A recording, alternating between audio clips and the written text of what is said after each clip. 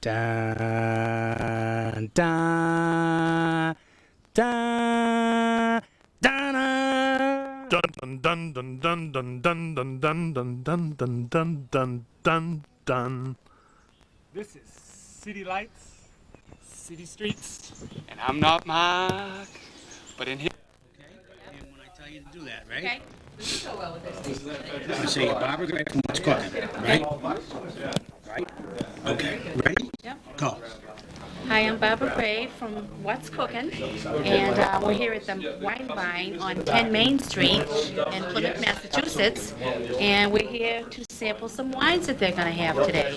They also sell cheeses here, wine accessories here, and you really need to come down and visit the Wine Vine on 10 Main Street in Plymouth, Massachusetts. It's a really neat place to be.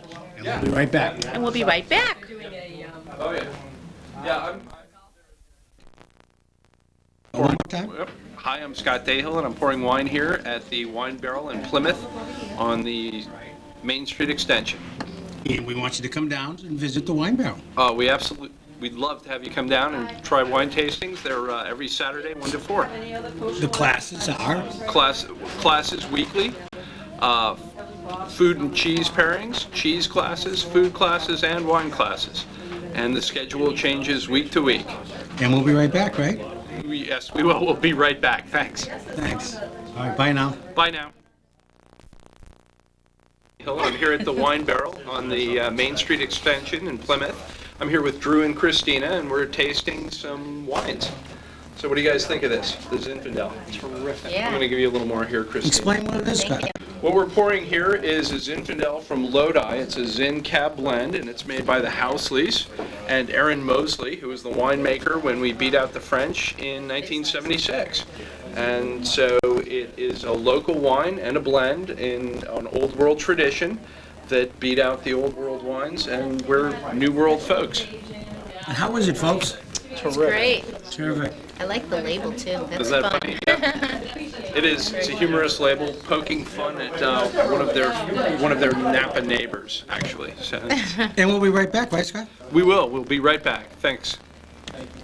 1, 2, 3. Hi, I'm Scott Dahill. I'm here again with Christina at the Wine Barrel on Main Street in Plymouth. And what I'm pouring for Christina right now is a New World Chardonnay from Lodi. It's a light, crisp Chardonnay that's more about the grape than the barrel.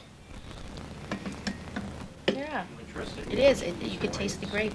Isn't that good? Yeah, it's really nice. So you're not getting the oak and the butter, because No. what they do is they keep it on steel more than oak. And so that it ferments in steel, they keep it at a low temperature so it doesn't give you this sort of the funky vegetal quality that you get from France. So by, cooling it that way, what it does is it kills some of the natural yeast that would make it funky. And then they put it right into a bottle. Whereas if they were to put it on oak, the color would be darker, it would get browner. You'd get a butterscotch, burnt toffee taste from it. And so because they just put it right in steel, you get the bright fruit, green grape, Granny Smith apple qualities. Yeah. Isn't that fun? Very clear. Yep, and then this next one's going to yield the same qualities, except it's a colder climate, brighter fruit quality, thicker skin, and it's hotter climate, so the sugar content's going to go up. So you're going to get brighter fruit qualities because of the climate, because of the fruit content, and then the skin and the lees on it, which is a different yeast, is going to start giving citrusy qualities as opposed to appley qualities. And it's from the northernmost part of Chile, so because, again, it's colder, you get, Different smell. yeah, and you get more intensity too. In a colder climate, what that does is it sort of freezes, breaks down the fruit, making it mellower, but also, when you freeze something, it dehydrates it. Yeah. So that what you're getting is more of the fruit, more of the heart of the fruit. How was that, Christine? Christina. Christine, Yeah. I'm sorry. I've been finding that my whole life.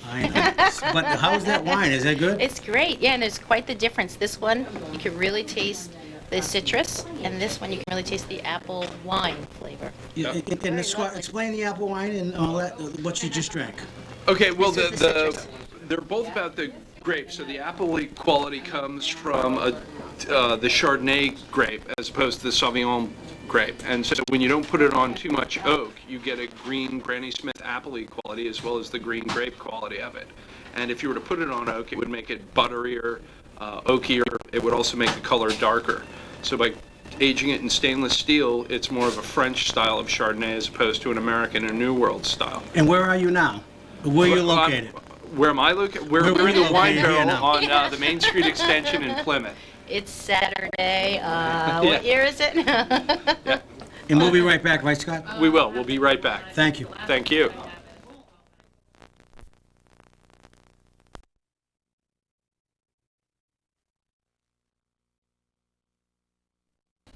Let the majority of the people of the world decide. Let the billions of people of the world decide. Do you want peace or do you want war? Do you want a world in pieces or do you want world peace? Let the billions of people decide. Not a few thousand people in world government. And when the majority votes come in and they say they want world peace, the people who voted for war, we will collect them and ship them all to Siberia and other remote regions of the earth so that the rest of us in the world can live in peace rather than a world in pieces. That's my dream, to have a worldwide vote, a ballot question vote. Do you want world peace? Do you want war? Do you want peace? I have a dream that every American citizen is guaranteed a decent, well-paying job with only the best health benefits. I have a dream that one day we, the people of America, will guarantee every American citizen 1 acre of land so as to build a geodesic dome home on the 1 billion acres of land the federal government owns. The federal government owns 1/3 of the land in the United States. We have to give back that sacred property back to the people of America and away from federal government. We must choose people over pine cones. We must choose children over preserving creeks and rivers. God gave us the land to live on, to dwell on, and no bureaucrat should be able to take it away by the Land Preservation Act, because preservation of land over people is downright wrong. The land of the people is the lifeblood of a nation and is more important than open space. I have a dream that one day all people all over the world will realize and join together to protect our natural resources, such as the sacred water trust, the water we drink. I have a dream that one day all people all over the world will realize and join together to protect our sacred air that we breathe in the land that we dwell upon. Our earth, plants and animals are rare and need to be protected and shared. And I'm Mark Lord, and this is Politics. I Have a Dream. Martin Luther King. Today is Martin Luther King Day. I have a dream. An amazing man. But yet people still make jokes about his color. I didn't see him as a color. I saw him as a liberator. I saw him as a human being. I saw him as someone who had the right words at the right time to bring people together for the common good. But even today, all the civil rights fights have all been going down the tubes lately. Whereas people are divided again, where blacks and whites are fighting again, where there's gang violence in the inner cities, where 10-month-old babies and 3-year-old children are being caught in the crossfire of gang and drug violence. There are answers to these cancers. There are solutions to the pollutions. But the politicians convolute the pollutions and the solutions. They hide the answers within the cancers. They do the political dancing. They do the political flag waving. America, the politicians will say, you are a good people. You are a great people, the politicians will say, vote for me. For the American people are a courageous people. But yet, don't be fooled by the gerrymandering politic anymore, my fellow Americans, and all over the world. People that talk with political rhetoric, who's saying that you are a great people, does not make us equal. What makes us equal is passing laws in favor of the people and not big business. I have a dream that one day all people all over the world will realize and join together to protect our natural resources, air, water, land, and our food supply. I have a dream that the world people will join together as two birds of a feather and gather in towns, villages, and cities all over the world, declaring to all the people to hear that we, the civilized world, want world peace. For is not the words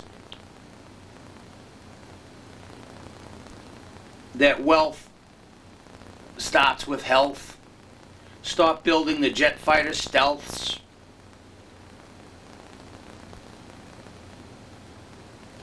Is not wealth good health? Stop building the fighter stealths. I have a dream that the truth be known that most religions separate the human race. Most religions and sects in organizations separate people from people, country to country, neighbor to neighbor. It is time that we labor over these issues and get down to brass tacks. Stop the laws, stop the politicians in their illegal acts. Governments separate nations. It is time we see where the truth lies. For does not the sun in the sky shine on all of us from time to time? Is not the dream of every American creature on earth, every living creature on earth, to live in a peaceful harmony rather than a disharmony? We could solve world hunger. We could clothe the naked, shelter the homeless, give jobs to the jobless, educate the uneducated. We could create solar power, wind power. We could get rid of nuclear power. We need to do that now, Mark Lord, and this is Martin Luther King's birthday. January 16th, 2006.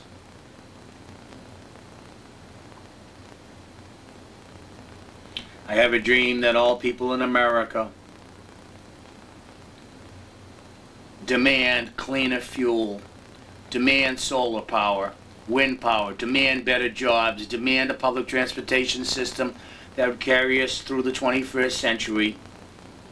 We must demand of our politicians and our bureaucrats to do the right thing instead of voting in laws that protect the politicians themselves, their families, associates, friends, and big business. No longer the people are fooled by the waving flags.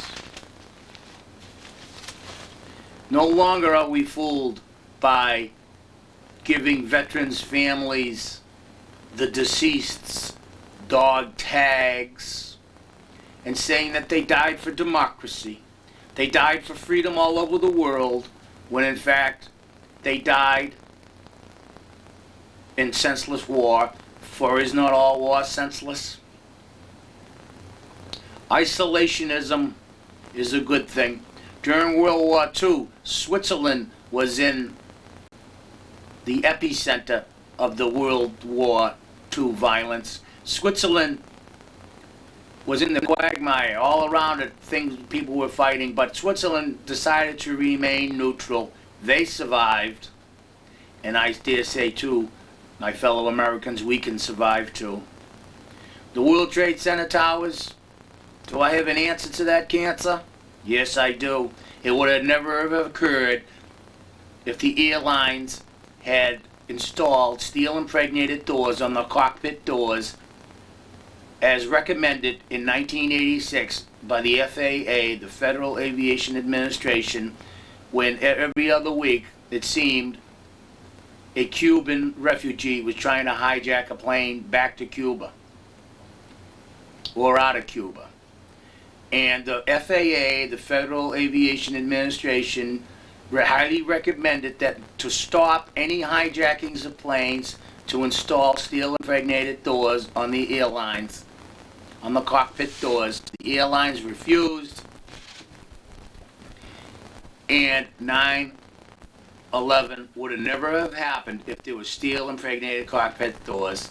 So you have a federal agency highly recommending 20 years ago to put steel impregnated doors on the cockpit doors on airlines. And the airplane industry didn't do it because they had the politicians in their back pocket. Politicians didn't realize the crucial recommendation, and they should have, because politics is managing the public's interests. They weren't managing the public's interests when they didn't enforce the Federal Aviation Administration's recommendation that airlines should put steel impregnated doors on their cockpit doors in 1986 to prevent hijackings. If they had, those Saudi Arabians that flew those two planes into the World Trade Center towers that originated in Logan Airport, Massachusetts, they would have never have breached the cockpit and gotten into the controls of the pilots, and they would never have been able to drive those planes into the World Trade Center towers. So I dare say, my fellow Americans, is politics working for you? Are the organizations and institutions that are set up to protect the American people, are they doing their job? No. Likewise, the United States Department of Agriculture has laid off 100 meat inspectors when we need them the most. Are they doing their job? No. I dare say the American people are fed up with the politic. Politic meaning the government managing of public affairs. The people are fed up, and we're not going to take it anymore. The Environmental Protection Agency at 9/11 went in there to test the air quality of the debris in the air when the World Trade Center towers collapsed and gray smoke and powder was everywhere. And the Environmental Protection Agency went in there and monitored the air quality. In the first week of monitoring the air quality, they said there were no harmful effects of the air quality, that the air quality was perfectly safe to breathe. When common sense tells me, citizen Mark Lord Patriot, that it would be a deadly, deadly breath of air that causes disease. And two, a year later, the Environmental Protection Agency came out and said that they lied, that the air quality at that time was devastating and very dangerous to the public's health. But the President of the United States asked the Environmental Protection Agency to lie about their findings because he cited it as a national security interest. I dare say, my fellow Americans, the Environmental Protection Agency to lie about the bad air quality at that time is a national security interest and the interest of the American people. But instead, they asked to lie about their findings because our president told them to. Is that Environmental Protection Agency an organization set up to protect the public's interest? Are they protecting the public's interest, my fellow Americans? No. And I'm Mark Lord, and this is a City Lights, City Streets production.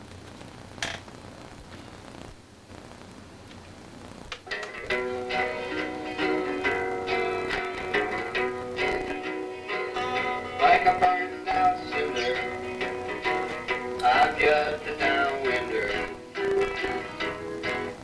Ain't nobody got no Burned out blue like me. like a burned out cinder. I'm just a downwinder.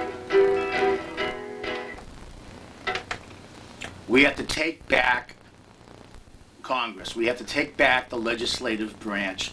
The only way to do that, I have a dream that one day in America, that the people will realize that the politic ain't working, that we need a democracy. A democracy is supreme power in the hands of the people. Democracy is supreme power in the hands of the people. We need a democracy in America. We're sick and tired of exporting democracy to other countries. Isn't it time that we wake up and realize that we need to put crucial issues of the day on the ballot? It doesn't matter whether you hire, elect a state representative, a mayor, a governor, selectmen, town meeting members. It depends on the quality of the person, and I say you need to put regular people in power, the pig party. People in government, not professional politicians, not royalty, not the rich, not the super powerful, but average, everyday people who have the understanding and the common sense to put the crucial issues of the day on the ballot so as the 36,000 registered voters in Plymouth can decide whether or not they want the nuclear power plant closed down. A deadly radioactive factory in your town where the profits are going to the owners of the Pilgrim plant and not the Plymouth people in one way, in no way whatsoever. And there have been studies done by the Pilgrim plant, by the owners of the Pilgrim plant. Their own studies show that if that plant ever closed down, it would have negligible effect on the tax base of the town of Plymouth. It would have little or no effect on the tax base of the town of Plymouth because that land over there, if it was sold to commercial or residential builders, would yield more tax monies than any nuclear power plant could do. In any way, too, nuclear power plant produces deadly radioactive waste, whereas it has to be monitored on a daily basis for thousands of years and is a constant and persistent threat to the safe and health of the land, people, and animals that surround it in New England. Is it worth taking a risk with the terrorists around today? George Bush again said in a speech that they have found American nuclear power plant blueprints in Al-Qaeda caves. That statement alone should scare the heck out of you people in Plymouth, Massachusetts, or any town in America that has a nuclear power plant. If they have found American nuclear power plant blueprints in Al-Qaeda caves, I dare say, my fellow Americans, we need to shut it down and to get rid of the nuclear waste, because it's our right to live in a safe, harmonious world.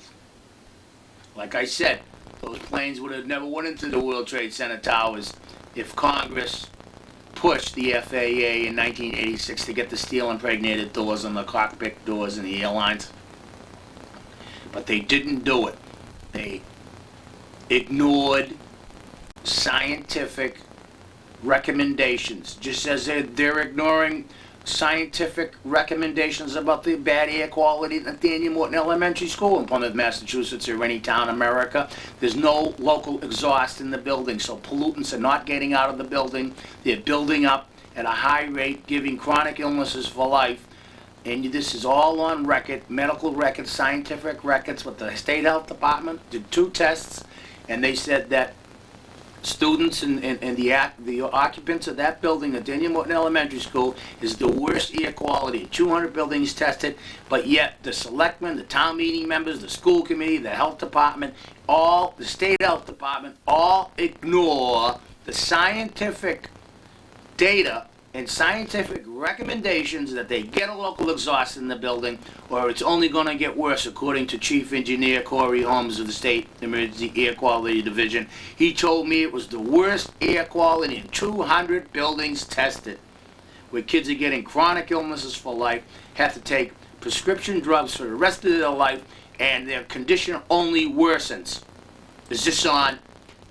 Is your state health department working in your best interest? Is the politic working in your best interest? Politic meaning government managing public affairs. I dare say we need a democracy. The democracy is supreme power in the hands of the people. Put it on a ballot. Do you want a local exhaust system in Nathaniel Morton Elementary School to protect the health and safety of the children and the occupants there? Of course we do. Put it on a ballot.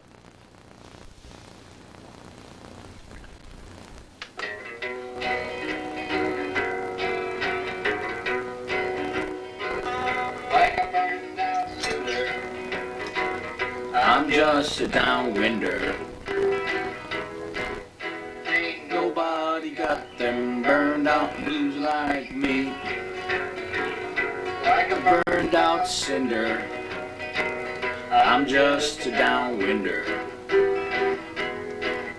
And I don't even smoke any marijuana. I ain't no good boy, I ain't no bad boy. You can find me somewhere in between.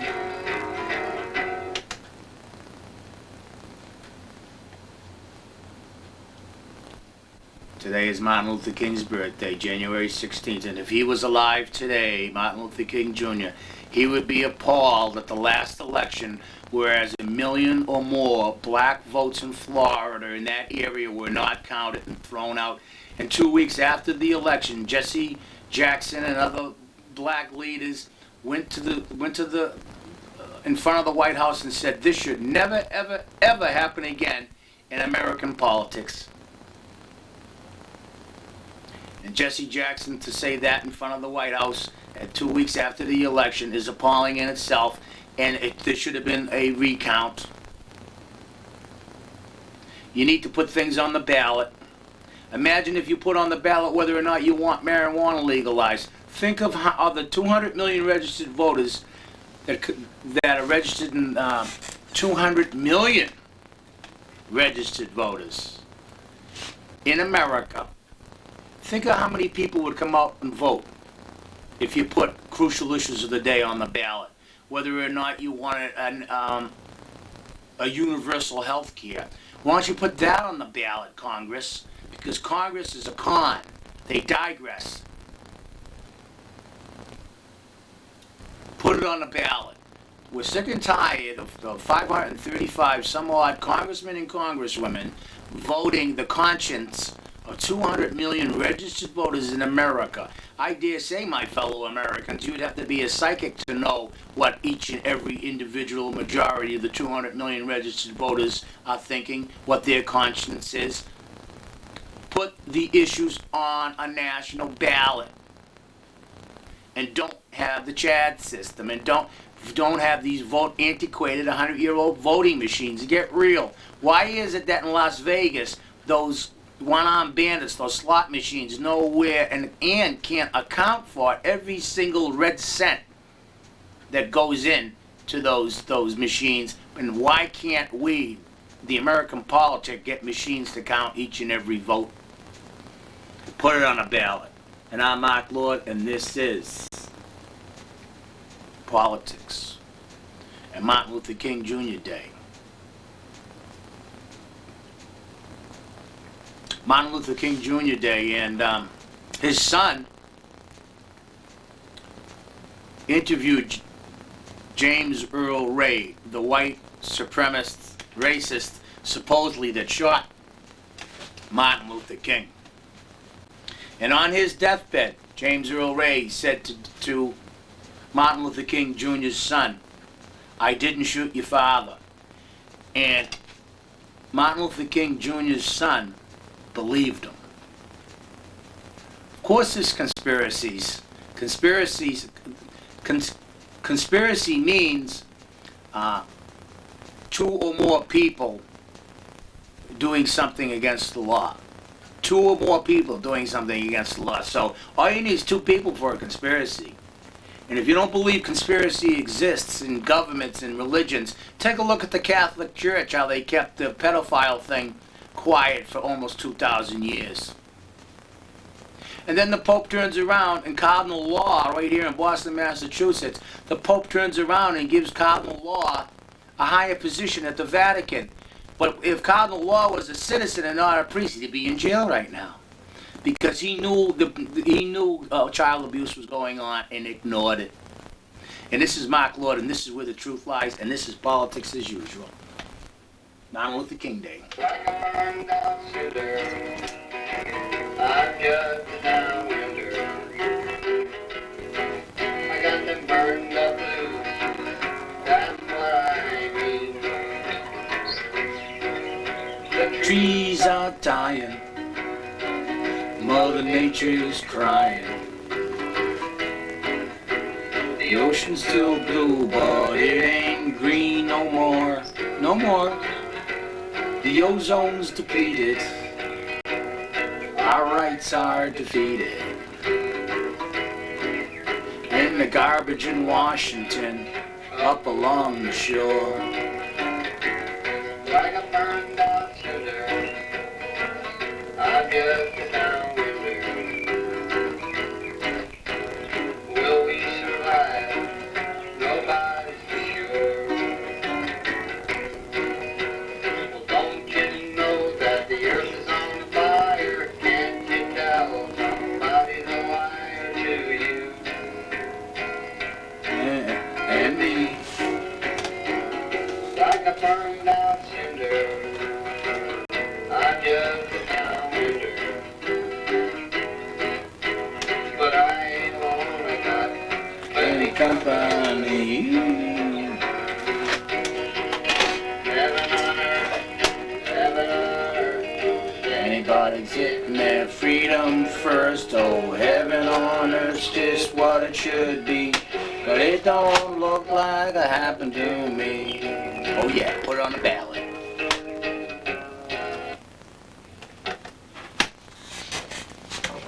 Peace.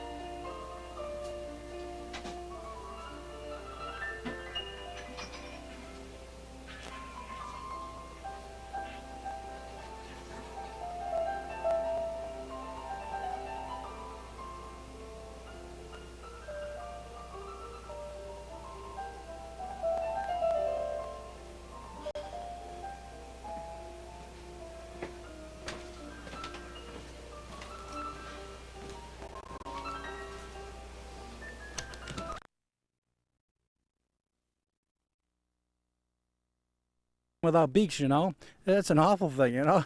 It doesn't cluck. What does it do? It just go, burp, burp, burp, burp, you know. That's awful. To deny a chicken its beak, it's going to have to be called an icken. Yeah.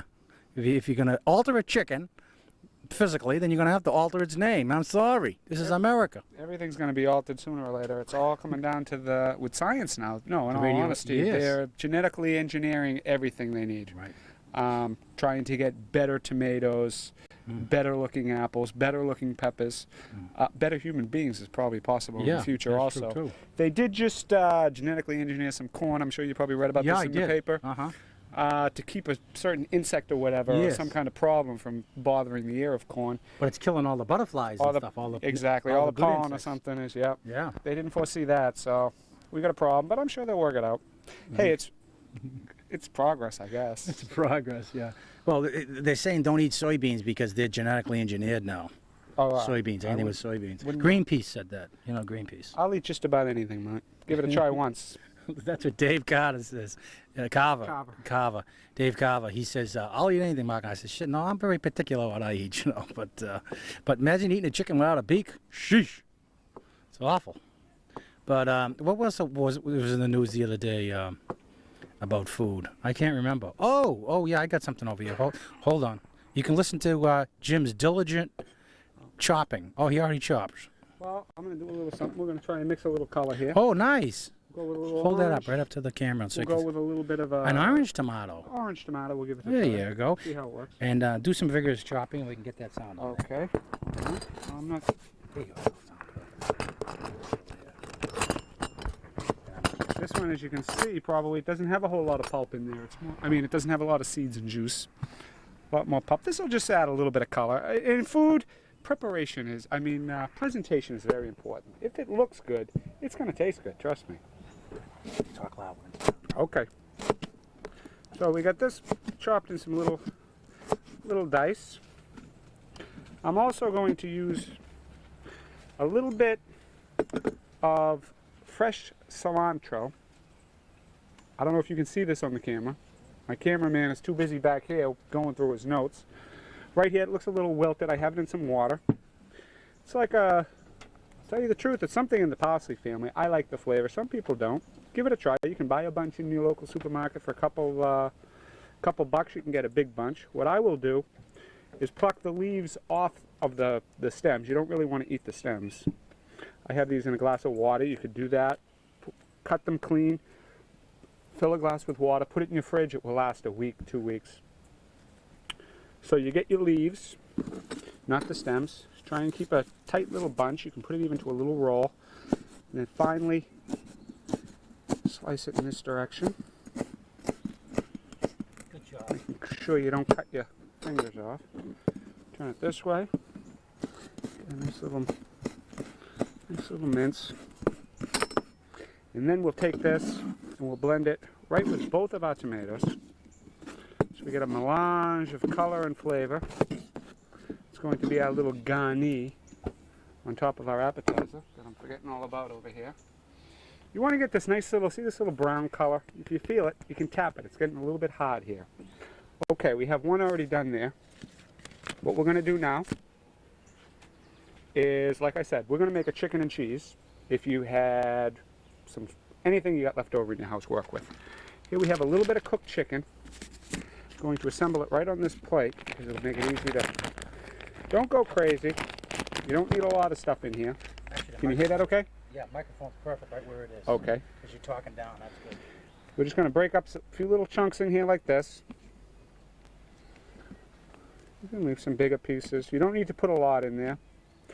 This is a great little snack. A lot of times I do this. I don't even do this on the grill. I do it in my house on my stove. It's a little easier. But I'll do it for a football game during halftime. You got some guys coming over for a game. You're watching a baseball game. You come home late from work and you want a quick little pick-me-up snack. It's a perfect little item. We usually keep most of these ingredients in our house. Okay, so you put some chicken on top of your tortilla shell like this. Then I like to go with a little bit of salsa. I personally like mine. I'm missing my fork, but I can use my knife here. I like mine on the hot side. I think this is medium. Hey, have some guts. Go out and give it a little. Get yourself something with a little bit of spice to it. It's not going to hurt you. You cool it down with a little sour cream and a little of that guacamole. It's going to be good, trust me. You want to have a little kick. Throw this in there. Just a few little smatterings like this. Mark, looks like I forgot my cheese. I'm going to have to make another little trip in. Okay. Can you keep them entertained while I do that real quick? Okay. Close this up. Throw these to the side. It's getting a little hot out here. And Went ahead and do another poem. Okay, I'll be right back in 2 seconds. Okay, wait until you finish with the poem. Then come on. I will. Let's see, Light City Streets and our Mark. Look how nice he made this. Look at this. What's this called again, Jim? It's going to be a chicken and cheese quesadilla. Chicken and cheese quesadilla. You gotta go get the cheese, man. The cheese is it. Look at that, huh? They were saying, I had an article over there that you should stay away from blue cheese and feta cheese because you can get poisoned by them. So you gotta stay away from that stuff. And it was in the Time magazine also that said that you have to boil your cold cuts. So make sure you boil that bologna sandwich. But this is chicken and cheese quesadilla, and we're gonna bring Dave Carver back to say a poem. How do you like that? Pepper, huh? All right, Dave Carver. Hello, Mark Lord. Right here. Go ahead. I'll hold it for you. I want you right in the Okay. middle. Go ahead. I'm just looking at that beauty. I'm just thinking that's what I'd give to a senorita on the first date. That's what I'd cook up for her. And What's for that? those of you who would like to, the chicken and Quesadilla. cheese quesadilla. There you go. What I also would give and what I recommend giving is love poems. This is one I wrote when I wanted to be in love with someone, but I wasn't. And it just foretold the fact that I would be in love with someone fairly soon. Oh, you're making me fall in love with you right now, Dave. Well, you want to avoid that sort of thing on Okay. camera because the town fathers, they have a problem with that sort of thing. Okay. Sorry. Okay, that's all right. Okay, thank you. Love letter to whom it may concern. When the last white grasp of winter leaves a wet sigh through the trees of the valley, and my sweater shrinks to my chest with the heat, I send my love downstream to you, a leaf pale green, trailing white froth. Let me break these chains of earth and trailing grass and bits of hay, strike my fist against the blue window pane of sky, and catch the curving shards to scatter on the seas. When the sound of winter dying wakes an urge streaked with wildness, and the colors of my dreams stream out to the night, I send my love in song to you, 3 soft blue notes, the middle name of God. Let me come to you toward evening with my cupped hand dripping twilight, to mute the jagged edge of day and fill the night with our mirth. And that's from Scorpio Ocean, right here on City Lights, City Streets. Very good. Oh, I think I'm in love. Just kidding, Dave. But that was very good. You like that? Yeah, I'm too? in love with that one right there. Yeah, you know, this guy, he says he's a French cook and stuff. Yeah. You know, if he had to cook for 100 people, it'd probably be 2 weeks. Oh, hi, Jim. Yeah, hi. We were just saying what a wonderful cook you are. Yeah, Yeah, he's especially Okay, I high. got my cheese. You got your cheese. All right. All right. We got our chicken. We got our salsa in there. All right, what kind of cheese is it? This is a blend. I believe it's some cheddar, some Monterey Jack cheese. You can use whatever you got in the house. I believe my wife bought this. It's called a Mexican blend, as a matter of fact, down your Hey. cool air 4-cheese Mexican blend. But you'd probably want to go with like your cheddar, your Monterey Jack cheese, and stuff like that. Okay. Okay, now you take your other side that's got a little bit of a heft to it, something that's got a little bit of thing. Watch out for the real. Now we have the 2 soft sides, and we're going to take them over, and we're going to put those right on that frying pan, right there, like that. Okay. Now that it's preheated, it should heat relatively quickly. Okay, now what are you going to do? What I'm going to do now is I'm going to wait for this to cook. I'm going to make Okay. a little room here. All right. If you want, I could work on a marinade for fajita while we're waiting. Yeah, why don't you do that? Marinade for the fajita. Yeah. Okay, now this is not like a quesadilla. Fajita is... What is that? Fajita is, it's eaten out of a tortilla shell. Oh, yeah. But I'm going to do beef. You could do chicken, steak. Again, anything you want to Anything put you in want. there. I just Okay? read that in Belgium in the news, that in Belgium there's a meat and chicken problem where radioactive food got into the grain and stuff. Yeah, the radioactivity got into the grain, and they're actually selling horse meat now, American horse meat. Imagine Really? that? Yeah. I'm finding that hard to believe. What do you think we do I know. another round of those while we're in the middle? Sure. Of it? Why don't you All do right. that? Go ahead. I think I will. All right. I'll just. Well, you know, you guys, you know, Jim is such a great cook, isn't he? I just love him. Look at the way he does that. And listen, and Dave over here is a great poet, and I used to be a poet, but And I'm a very good eater. I'm a very good eater. yeah. Well, we'll have a segment where Dave just eats. I practiced, and this, it's all paid for. I guarantee you. Look at with that scientific precision over here. No, try to be a little bit close there, buddy. But Jim, we first met. Jim met me up on Coles Hill, and he was one Your of big rally. my big rally. We had lots of people there, right? Oh, what a crowd. What a I'm surprised. crowd. At least I got through, though, and got a chance to talk to you, Yeah. and There you was liked a- what I had to say. There was a crowd up there. Woo! Yeah. And Jim came over and said, "Mark, I'm your #1 fan." And I said, "Okay, yeah, thank you." And he says, "Come on down. We'll do a barbecue. I'll cook some chicken and stuff." I said, "Okay, so we're here, and we can do that too on City Lights, City Streets." And my name is Mark. This is Dave, and we got Jim. And you can write Box PO 1503, Manamet, Massachusetts 02345 if you want us to come to your cookout and videotape you cooking. Wouldn't that be good? Okay, thank you. I will put this right here because then you can hear it real well. So just when you talk, just talk right down there. Okay, I well, want to get some good shots. Okay. I could you use- either I stay could- there. Go ahead. Could use your help here, sir. Assistance? Okay. Yeah, a little bit. All right. Just until, because I'm good at talking about the food and what I'm preparing, Okay. but when I'm in the middle of waiting for food to cook, I need your help in Okay, to filling cover up the dead time. Okay. I just wanted to make sure that the camera was okay. Let me just Go check ahead and that check again. it. I'll 'Cause you squeeze al- the lines. You always got to check that stuff. Again, just to go over quick, or for those late viewers that may have missed the first part. Which I don't think they would have. Just 3 simple ingredients: 1.5 pots tequila to 1 pot Cointreau or any other orange flavored liqueur to 1 pot fresh lime juice. Please, let's keep it fresh, people. You know, it's pretty easy to be a good host and have a nice party. The one thing I think most people, if you 9 times out of 10, Dave, when you go to a party, what makes you say, gee, that was a good party? The Someplace, food, the atmosphere, the conversation, the conviviality between the people. true. Not necessarily in that order. What breeds that, though?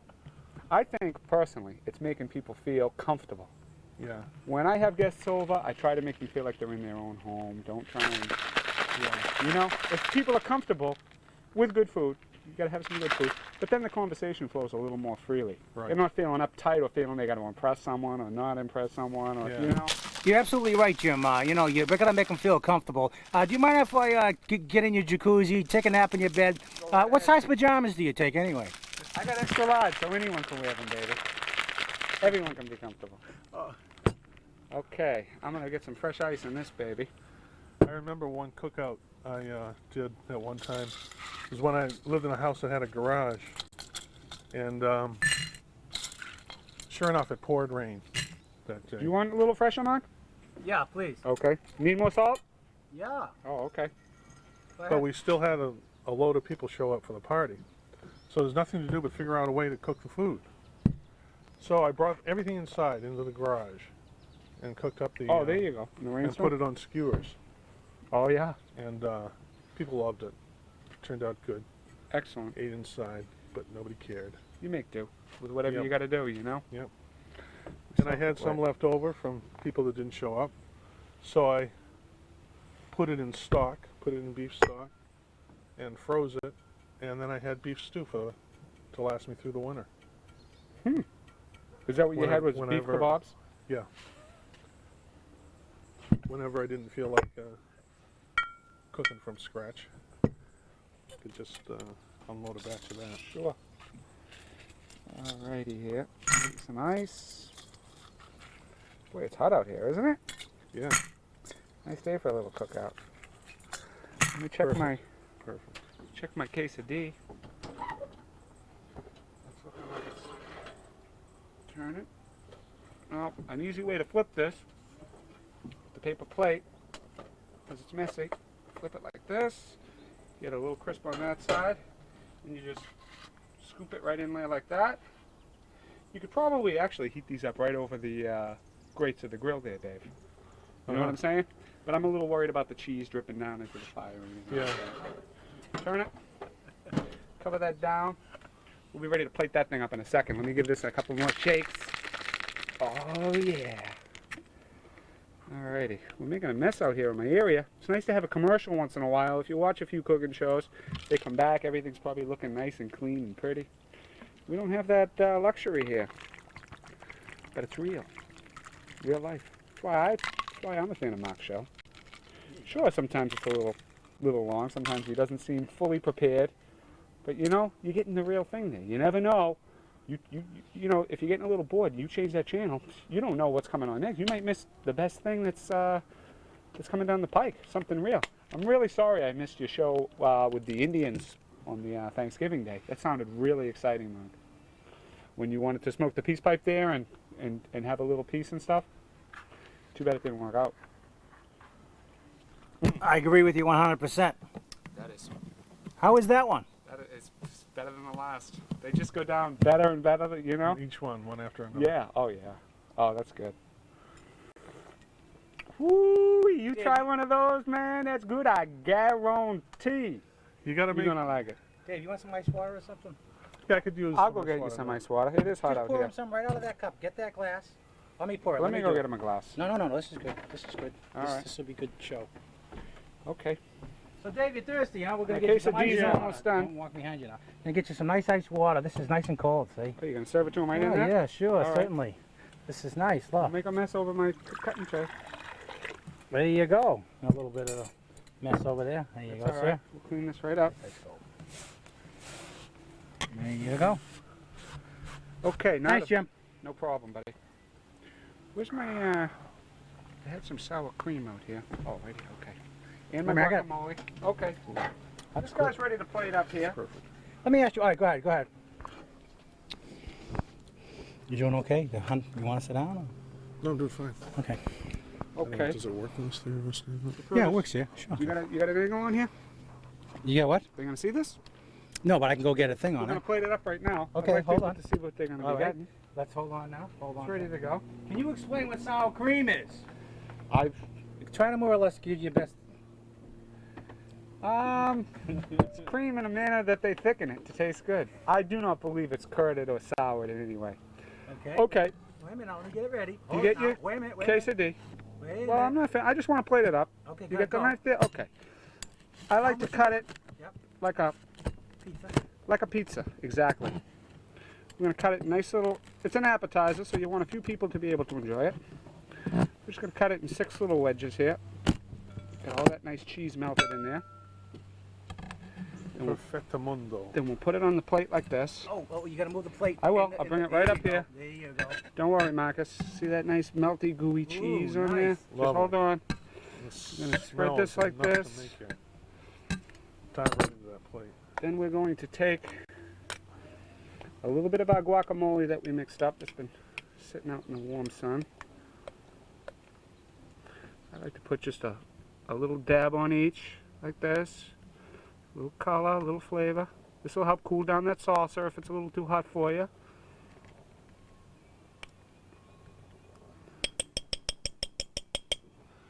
Okay, then we're going to go with a little bit of sour cream also. Hell, maybe they're fattening, but you know, they're good. That's right.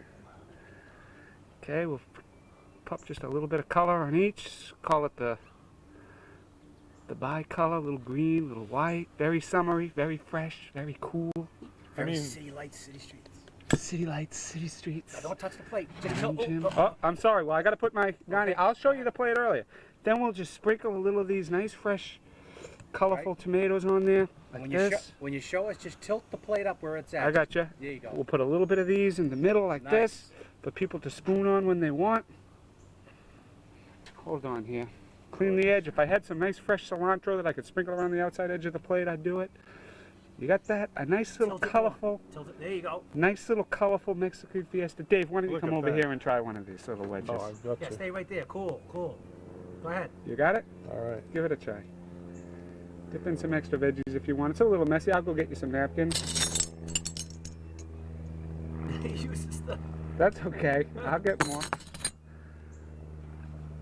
Why don't you guys enjoy that while I go get my beef? We're gonna See have to how it is marinate after it. you chew Oh, I on it. gotta hear what he says. I gotta hear his opinion on my. There must be 16 different flavors in this.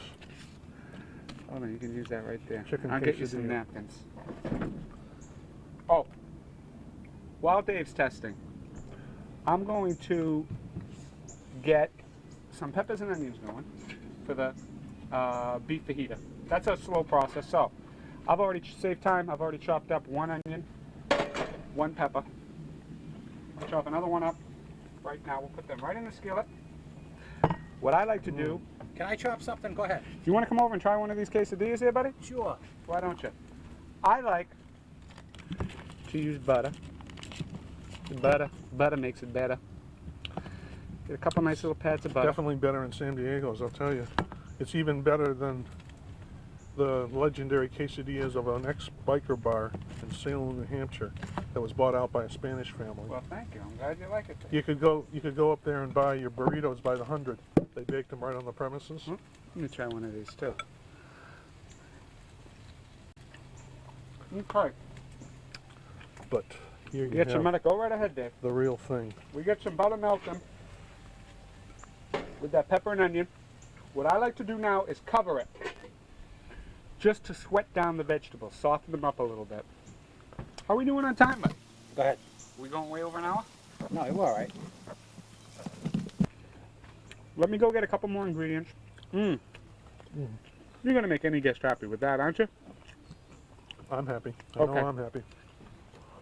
We're gonna sweat these down a little. I'm gonna work up my marinade for the fajita. We're gonna get Mark over here to try one, see what he says. He'll probably put it down, but that's okay. And we'll be right back. Hold on one second. He knows me too well, doesn't he? He already knows me. Nice, Jim. Good work.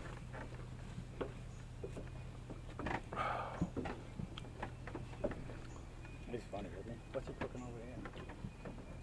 I don't know, but you get a taste of the Yeah. cilantro Yeah. and everything. Oh, he's just cooking that stuff. Okay. Hi. No. I don't really like chicken. Take that part off. Good. Isn't it though? Mm-hmm. Wicked good. Thank you. That's what I was looking for. It's unbelievable. Little Now- did I know when this day started. Now, what did he call this exactly, Dave? What was this again? Chicken quesadilla.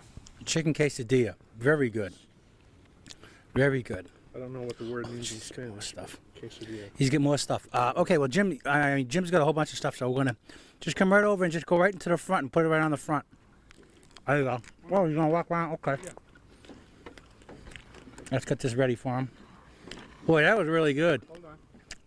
Dave, I got this for you. A little bit of ice water out here. I know Oh, it's that gonna was be nice hot. of you. No problem. You are quite a host, I must admit. Well, it's easy. You try to anticipate people's needs, give them, something to make them comfortable, and they're usually happy. Yeah, well, I'm looking for like a 1999 Cadillac. Well, sorry. We work Sorry. within reasonable limits here, Mark. He throws out all that good stuff. Yeah, what the hell? Throw it out. Throw it out. I hear Oh, you. you're funny. All right, Okay. now let's get this. Yeah, clean up all the things in the front. Try and get rid of a few of these things. Maybe move Yeah. some of the guacamole. Dave, We're not these too aren't hot. sir. These aren't. You don't eat with these spoons, Dave. These are measuring I spoons. did not eat with them. Oh, I okay. measured. I You measured measured. carefully the amount of Okay. stuff I was going to All put right. in Okay, thank you. the quesadilla. This looks very nice here, so we're gonna keep these here. Let's. Okay. Okay. Real There you quick. go. We're going to throw another onion and another pepper in with that batch. Oh, can I cut it? Well, No, I'd go. actually like to, Mark, because Oh. I have a couple little techniques I'd like to show people. Okay. All right. Let me get a Number good shot. one for the Let me, green- wait a okay. minute. Let me get a good shot. All right. You gotta talk up loud, but talk down. Okay. All right. Let me help yourself, Dave. And that's it for me. I hope we got enough time here. Oh, we got plenty of time. All right. Well, you can always edit it down, right? No, this is it. This is it. It's gonna be a Well, 2-hour what's it going to be, a show. 3-hour show? Saturday night. No, it'll be 2 All hours. right. It's been at about an hour and 15. Want me to check the time? No, I don't mind. I don't care about the time. That's your problem, Yeah, making it all fit. that's- I want a copy of the whole thing, okay? Okay. For the peppers, simple. Yeah, you got about another 30 minutes. Actually, you got about 28 minutes. That's All not. right, Is that for a what you got. 1-hour show or a 2-hour It's a show? 2-hour show. Oh, all right. Then I'm gonna have to move along here. Yes. What I like to do is, Oh, wait a minute. Hold on.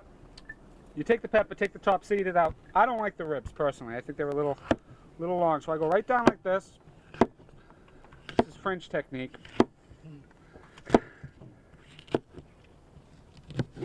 Okay, Get that onion out of the way. ribs are gone. Hold on. There you go. Now we're dealing with nothing but nice green. Let me work this here. Bang. Get rid of the mess. We'll slice that up after. Do your onion, top, bottom. Give it a little click like that, and that allows you to peel it right around the edge. You've already broken your seal. Okay? Off to the side. I've seen it only because I've seen it done in Mexican restaurants. They cut them this way. I used to do the rings. Now I can tell because I pay attention to what people are doing. That's how I see them cut it. Yeah, it tastes better that way. If you say so. Yeah. I think it's a. Do you really think so? Yeah. Okay. The shapes of food have a lot to do with the taste. Well, it's part of presentation, and like I say, presentation is almost not everything, but if it looks good, it's going to taste good. Well, you know, like linguine, there's all different kinds of spaghetti. Oh yeah. But it's all the same. It's generally a flour. It's all the same stuff. It's just shaped different. Right. Well, I think the shape gives it different textures and Yeah, different exactly. different ways it holds the sauce. We're going to get these going right into our frying pan over here, which is steaming away most wonderfully. Can you hold? Once you've done that, can you hold the pan sideways so we can see? Well, I'm going to hold it up sideways when I get it Oh, okay. to the color and consistency of Yes, what I want. yes. What we're trying to do here is to caramelize some of the onion and a little bit of the pepper. And what that means I can smell it caramelized now. is we're breaking down its basic molecular structure in some way and making it to release its natural sugars, which in an onion is going to take on a whole different flavor and texture. Instead of crispy with a hard bite that makes your eyes water, it's going to be soft, mellow, with a sweetness that'll make your heart melt. Oh, and you have this with your beef inside your fajita. Oh, the people are going to love it. Some reason, there's natural sugars in everything, and this will help, the cooking process will release them for you. Let me just put the cover back on that to sweat it down a little bit. I'm even going to close the grill down, keep a little more heat in there. And we're going to whip up a quick marinade. For the beef fajita, I've got here just your basic beef flank steak. I believe it's, flank would mean the side, like as a side muscle. I'm not really sure on the cow, even though my training in France should have taught me all that. I believe it's a little bit more of the, closer to the stomach muscle. It's very striated, All the muscle, as you can see, the fibers all go in one direction. What we're going to do is we're going to pierce it well with a fork, which I have out here somewhere. I know I do. Well, I'll use this fork. Pierce it all over to get the flavor of the marinade in. And then after we cook it, we're going to slice it against the grain for tenderness. But first, pierce your meat well. We want to get the flavors that we're going to try and infuse in there.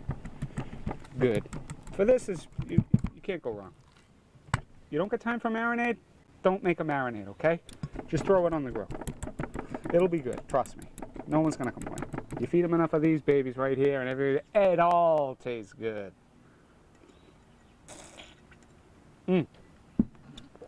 Okay. I like that slurp, you know. Oh yeah. Okay. For this, it's going to be simple. I'm going to just, it's summertime, with nothing too thick. We're going to use a little red wine vinegar. This is your acid. What the hell? If you don't want to use the again, lime juice works fine. A little olive oil. You don't got olive oil? Don't. Grab some vegetable oil. Does it really matter? Oil is oil. You can't find any of that stuff in your house? Grab yourself a bottle of Italian dressing. Whatever you got on hand. It's not rocket science here, folks. Come up with your own thing, man. Might be excellent. You might surprise yourself, really. What's the name of the show? Work this. This is City Lights, City Streets. And I'm Jim, and I marinated some flank steak here.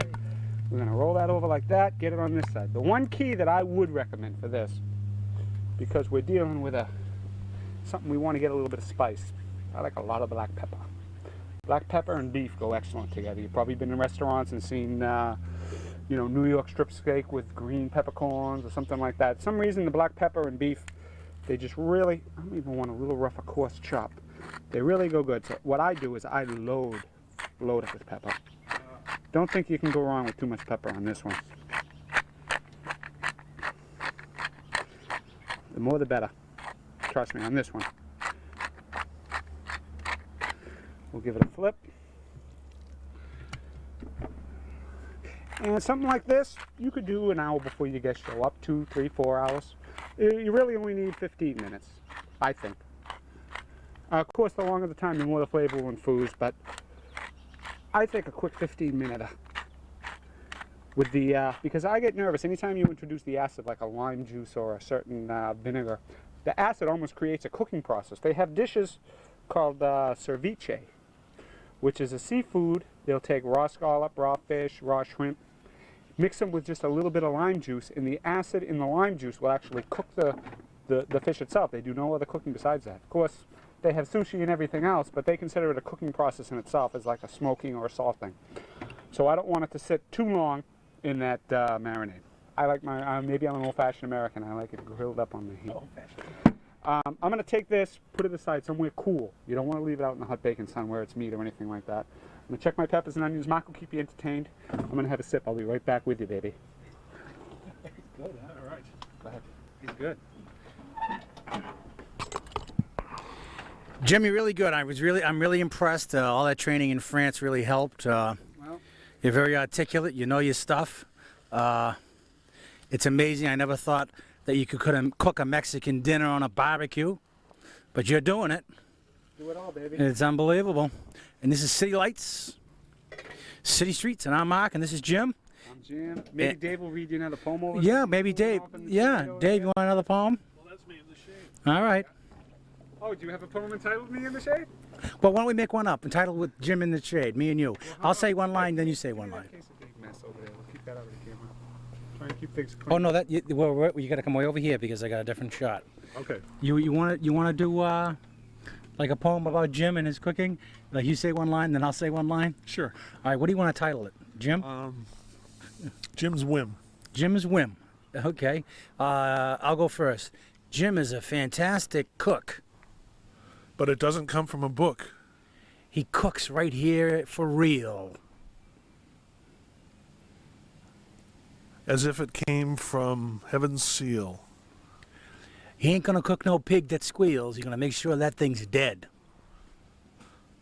Even though the juices are red, you heard what the man said.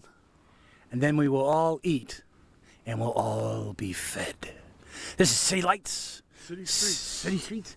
And this is Dave and Mark. How you doing, man? Wasn't that good? Let me get a good shot of, what do you want to get a shot of? You want to read one of your poems now? Sure. All right. You want to hold it, too? How about Cape Cod Sunshine? Okay, I tell you what. I'm going to put this down because I want to get a good shot, all right?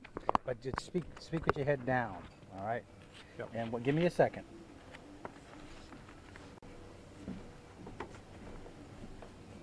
And this is City Lights, City Streets. And I'm Mark. And Dave Carver is going to say a poem right now. And it's a go. Actually, since we're at a cookery, I'm going to read another kitchen poem. You got to go quick. The battery's dying. Go. It's called Her Warm Kitchen. In her kitchen the warm smells of plum and wine on shelves. She bids me enter and teaches me things that are yet unknown. Standing outside, the smoke drifting to the stars brings the dark wood close. As I climb her stairs, step by step, songs come to me unbidden. Between visits we climb the world, toward what we're not sure. While we're here, the wild plum blooms and the wind sweeps by in the distance. Duxbury, 1987. And that was brought to you because Mark Lord runs City Lights, City Streets. He said practice. Hey, am I gonna have enough time to finish up the whole thing? I think so. Or are we out of time? I'll tell you what. Why don't I, Stop it? no, just keep going. Why don't you stop until I get stuff on the grill and get things moving You along? want to do that? Okay, Yeah. let's see. I don't want to run out of time. I want you to repeat what you just said. Go ahead. About what? Do you want to, what do you want to stop it? Is that what you want to do? You want to stop it now so we don't run out of time? You got to get some more stuff? Yeah. Yeah, you do? Jim, you want to stop it? Okay. Okay. Well, okay, then.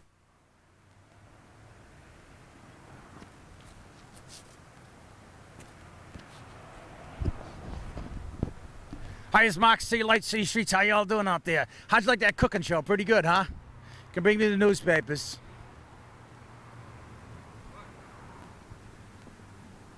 How you doing, Bobby? How you doing? Thanks. Thanks for the newspaper. You gotta bring the bag, too. It's Mark, City Lights, City Streets. How'd you like that, huh? Hold on, Bobby. You got my lighter. Hold on. Let me see. Thanks, Bobby. All right, Mark. All right, we'll see you. Say hello to your All dad. right. What's up? What's up? We'll see you. Thanks, Bobby. All right. Have a nice day, Yeah. Mark. It's Mark, City Lights, City Streets. I'll be down there if you need any more help. Okay, thanks. Gonna light my cigar now. It's a 2-hour show. Yeah. How'd you like that first show? Pretty good, huh? I got a nice cigar here. Emily at Brennan's. Oh, did you see how nice that was? Emily's at Brennan's gave me this, yeah. Okay, hold on. Here we go.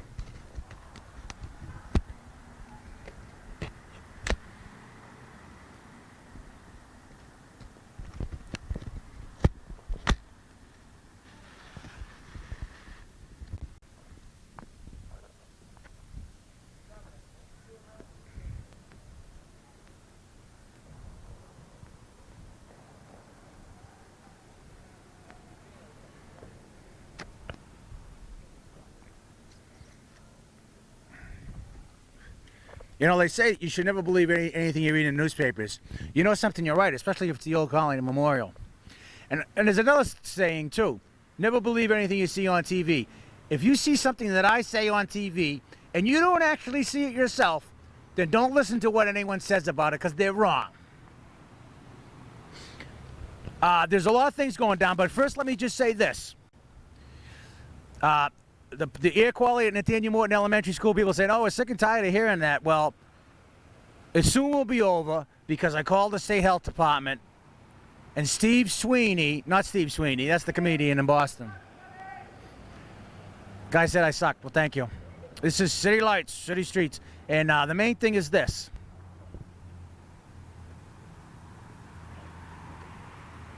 The Plymouth Health Department, there was a problem at Nathaniel Morton Elementary School. Remember that? Yeah, you remember that, right? Yeah, you remember that. You remember that, don't you? Yeah, yeah.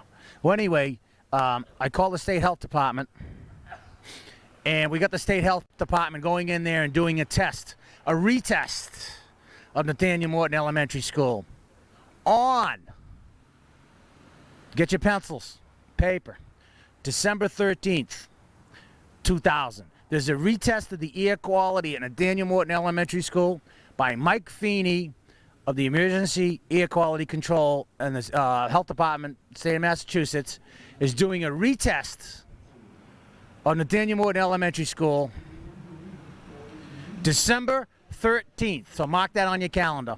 December 13th. Now we will know for sure whether or not the air quality is still bad. And if the air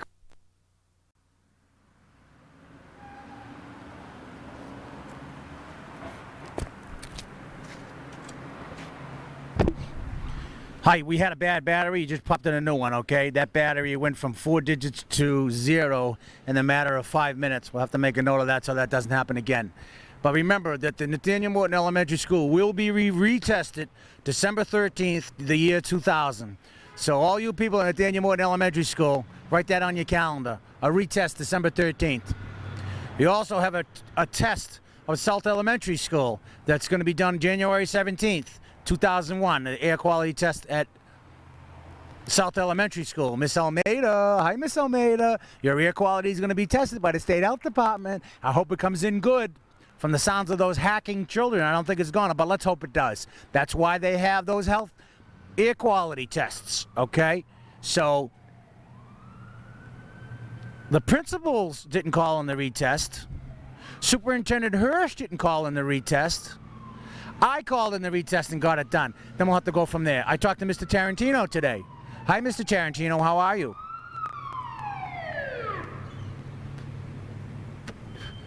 Mr. Tarantino runs the nuclear power plant, and he was a very amiable, articulate, and sensible man. And there was a low-level emergency fire at the nuclear power plant, and we're going to get the test. They're required by law to fill out this report of what it was and how they handle it, I guess, and stuff. And Mr. Tarantino has assured me, we're going to meet Monday, he has assured me that he's going to get me that test, and we're going to read it on the air, the test. So he was very helpful, and I appreciate it. Thank you, Mr. Tarantino, because, you know, the public needs to know this, and thank you for being so cooperative. However, I don't have the test results in my hand, so we'll see how cooperative you are once I see you Monday, and hopefully we'll be able to get that test. I'm sure you will, because like I said, when I talk to you, you sound like a very sensible man, and we do need sensibility when it comes to running the nuclear power plant. As far as the potassium iodide is concerned, Mary Lampert, potassium iodide advocator, and Mr. Tarantino also said it's a state health issue. So we're going to go after, because the state health department man in the state health department, not Mike Feeney, it's somebody else, he can order that we all get potassium iodide. So we're going to work on him, and we're going to get it, because it's a state issue. It's not a local issue, but we're going to get that done for you. And this is Mark, and this is City Lights, City Streets. How y'all doing? We have a surprise for you next week. There was this child at one of the schools, elementary schools, and he was abused by one of the principals, and we're going to have him on with his father's permission, and he's going to tell his story. Hopefully he'll have the courage to do so, and I think he will. And if he doesn't, you can't blame him for not coming on, but he has a story that he wants to tell you about physical abuse that he got when he was in an elementary school, and we're going to have him on, so watch for that. And this is City Lights, City Streets, and we're also going to start a new show called Only the Best. And we're going to go to different restaurants in town, and we're going to critique the food. Hopefully, we're going to start at Riptides over here. And I'm going to talk to the owner today, and we're going to get him to cook us some meals. And Joe, hi, Joe. How are you, Joe? Joe's going to come on. He's an expert. He doesn't like you say he's an expert, but he is. And this is Mark, and this is City Lights, City Streets. How y'all doing out there? 2-hour show.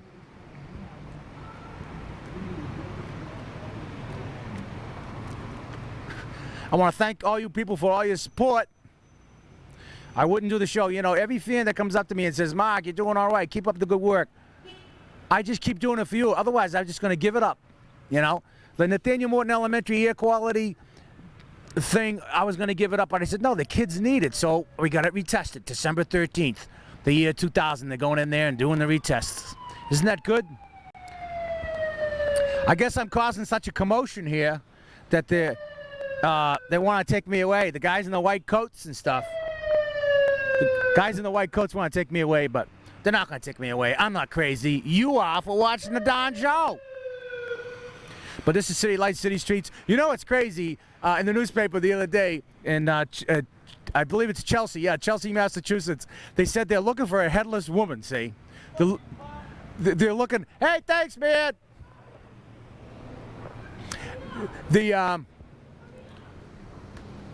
You see, people. Well, anyway, there's this lady, and she's in Chelsea, Massachusetts. See, and she lost her head. See, and the police are looking for her head, and the police put out a report and says, "Well, we want to make sure that that people can call in at any time that they want to let us know if they have any information." Like, no kidding, you know? Like, gee, I didn't know that. Some guy in an apartment in Chelsea. Gee, I had this head here, officer.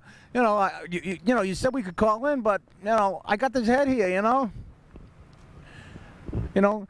can just see them all lined up at the police station now. Number 42. What's that? A head? Oh, I'm sorry, sir. We're looking for a white female. That you got a black male there. Oh, sorry. Next, number 55.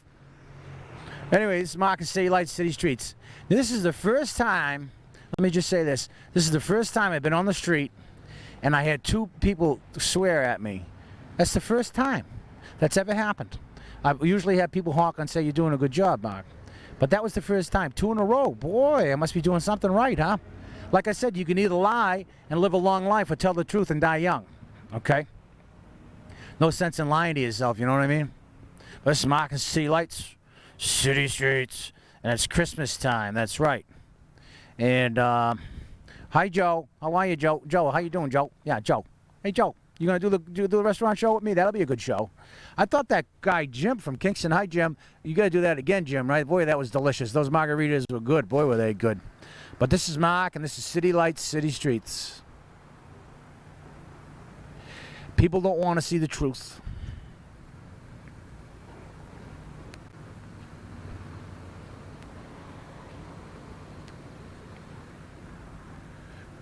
I say to those people, those naysayers, come on my show and talk. I talked to Mr. Tarantino, and he says, well, we need to talk. And I said, well, that'll be fine. Can we put it on the camera? And he says, no. So, Mr. Tarantino, I urge you to come on and talk to me about the nuclear power plant so we can ask you some questions about why the spent fuel rods are there. You said that the federal government got $15 billion, collected $15 billion to get rid of them for us all, but they're still up there. Let's see if we can get something done with that. That'd be the right thing to do, don't you think, Mr. Tarantino? If the federal government has promised to do something, let's hold them to it. The people of Plymouth would love you for it, and it's the right thing to do. And you're probably working on it right now. Matter of fact, you're an outstanding man, and I'm sure you are doing it right now. But you need to come on the show and say that. But this is Marcus City Lights, City Streets. It's not easy doing the show all this time. What else? We'll look in the paper. Could this be a laid-back show? Oh, I don't know. You know?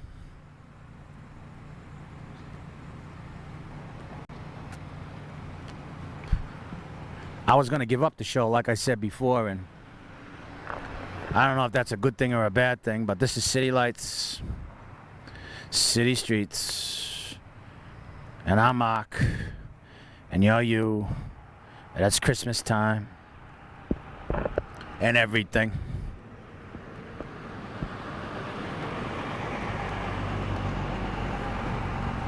And I'm on the street. Yeah. I had this guy come up to me and he says, "Mark, you're doing a good thing. Keep it up." Well, I don't know how long I can keep it up. There's only so many words to say. These may be the last words I have to say. Because I'm getting kind of fed up with all you nitwits out there. Not understanding what's going on.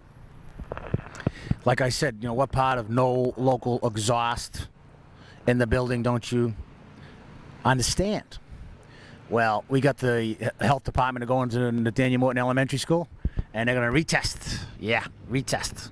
Yeah, retest.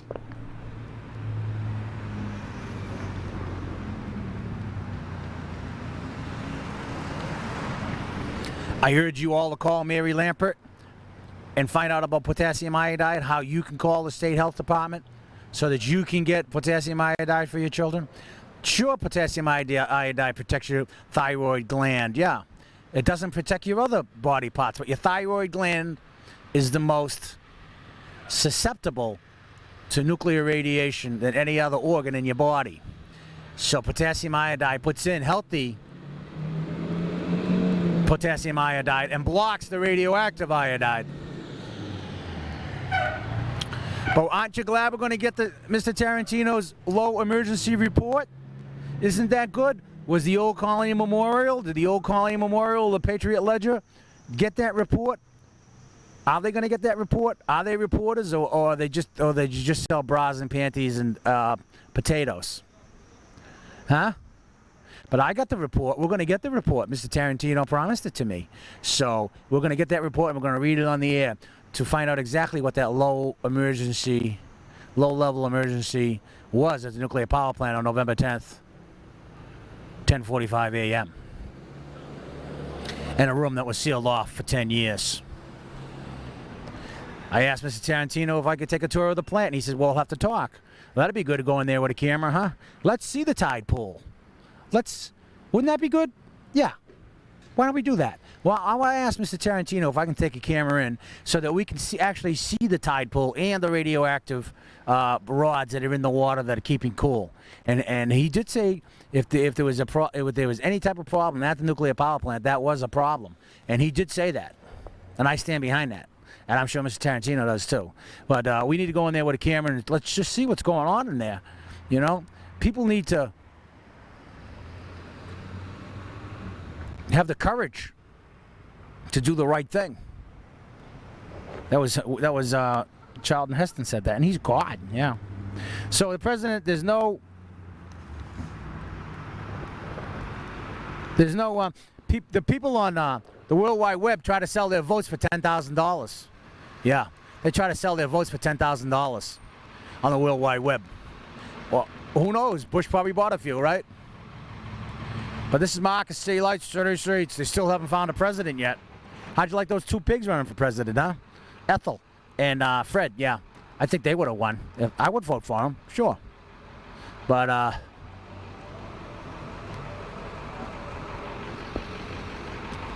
this is Mark, and this is City Lights, City Streets. And let me just run this by you. You see, Bush,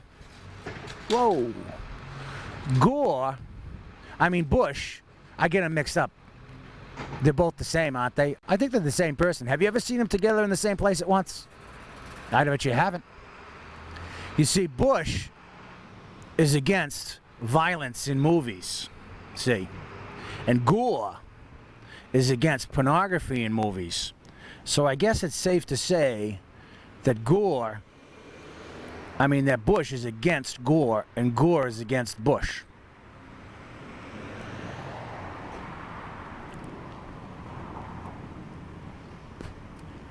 I guess it's safe to say that, don't you? And this is City Lights, City Streets, and you can see us at 10 p.m. Monday nights, 10 p.m. Wednesday nights, 5 o'clock in the morning, Tuesday morning, 5 o'clock in the morning, Thursday morning, okay? And this is Mark, and this is City Lights, City Streets. At least I'm out here, man, trying to do the right thing. You know what I mean? All you other people, especially the parents and the teachers at Nathaniel Morton Elementary School, are sitting back and letting their kids get ingested with bad air still. And there are still 5 rooms at Nathaniel Morton Elementary School that doesn't have a local exhaust or intake ventilation at all. They just have windows, and that doesn't work. Windows don't work. But, you know, it's an epidemic. And I guess the parents are afraid teachers and administration is going to come back at them. You can't be afraid if you're telling the truth. You got to stick to your guns. People can sue you. People can win, and they can be wrong.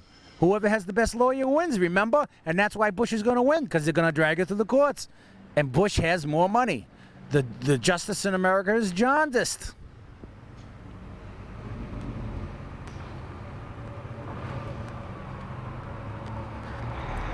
I want anybody that is watching this show to turn this off right now. Get a life. This is my life.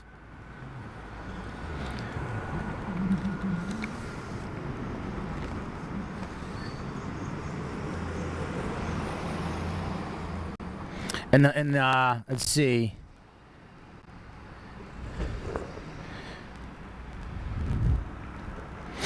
There's a mayor. There was a mayor in Minneapolis. Minneapolis? Is that how you say it? Minneapolis? And there was a mayor there, and people were getting letters from the mayor. The mayor didn't send the letter. Some political other opponent sent out these letters and saying that to these voters and says, we have looked over your medical records and you have AIDS. Yeah, this is the dirty politicking that was going on. And the dirty politicking in the presidential debate, 10,000 votes. Not counted in Florida, 10,000 votes. This thing's going to go on for a long time, folks. Button down the hatches.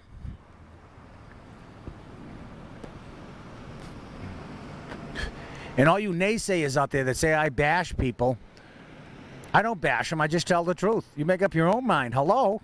It's not bashing. When someone is in a position to do something good for the public and doesn't do it, then, you know, like the Old Colony Memorial reporting that the air quality was good at Nathaniel Morton Elementary School, when in fact, Corey Holmes, the Emergency Air Quality Division, I called him and he says that, Mark, with no local exhaust ventilation existing in the building, you're going to have bad air quality. But yet the Old Colony Memorial comes out and says, oh, it's safe and all this. What the hell do they know?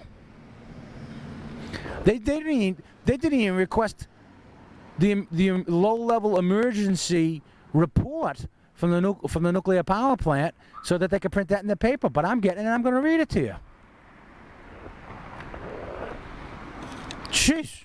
This is Mark and this is City Lights, City Streets. Merry Christmas.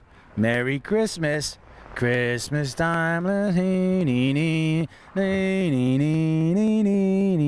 ho, ho. Ho, ho, ho, Merry Christmas, yaddy, ya, na, na, na, na, na, na, na, na, na, na, na, na,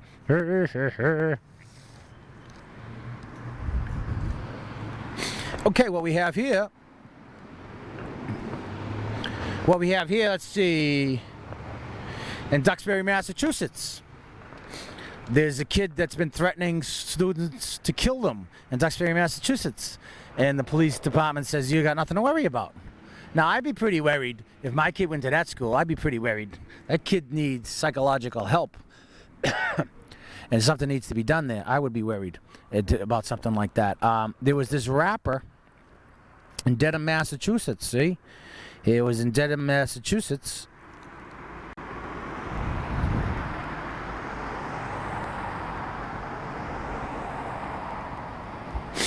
There's this rapper, his name is Made Men rap leader, Raymond Scott. There was a black rapper in the South Shore Plaza, and he was shopping with his own credit card. He bought $1,500 worth of stuff, this black rapper, and they thought he had an illegal card, so the police came and arrested him, handcuffed him with his hands, and shackled him, and put him in a cell. And of course he wasn't guilty because it was his own credit card. But that stuff's got to stop. I don't blame the police officers because they were just acting out of adrenaline, I guess. You have to forgive them because really they see criminals all the time. It's hard to distinguish. And you know the police have a hard time. Let's face it. There's racial profiling and stuff. It's a tough job. I wouldn't want it. You wouldn't want it. So you got to give them a lot of respect, police officers. I know Plymouth police are very nice to me. They say hi to me and how's your show going, Mark, and stuff like that. You want to come on the show? And they, oh, no. Yeah, they're worried. You're afraid to lose your job, see? But everybody's afraid of everybody. We got to stop being afraid.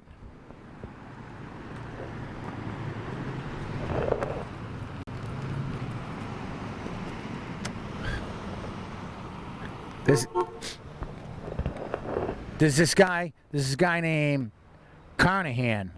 He's in Missouri, and he was running for, let's see, House of Representatives, I guess, Carnahan. And he died, you see? And he died, this politician, and he died. But he was left on the ballot. And actually, people voted him in again, knowing that he was dead, and voted him in again. Now, how stupid is that? I don't know, with some of these local politicians around here, and all over the country, maybe a dead politician might do a better job.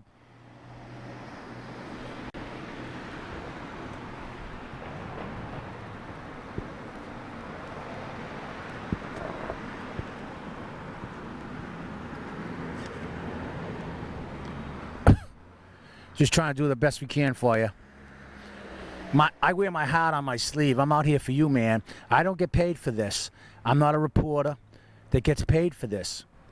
You know, I do this because I believe, I had this spiritual dream that if I'm going to be on this earth, that wherever I'm at, we have to try to unwrong the bad that's in the world, because that's the only way things are going to change. People laugh at that. Ah, ha, ha. Oh, he's in it for the money. No, I don't make any money doing this. I could have a part-time job right now at the mall selling T-shirts, but I'm out here talking to you.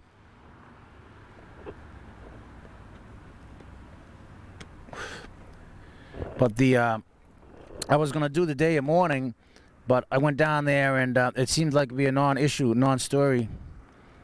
So basically, I just do this stuff now. People are mixed up. There's something wrong in society, man. But this is just an open show. Well, I think I'll just look at you now. Yeah. So why don't you change the channel if you don't like it?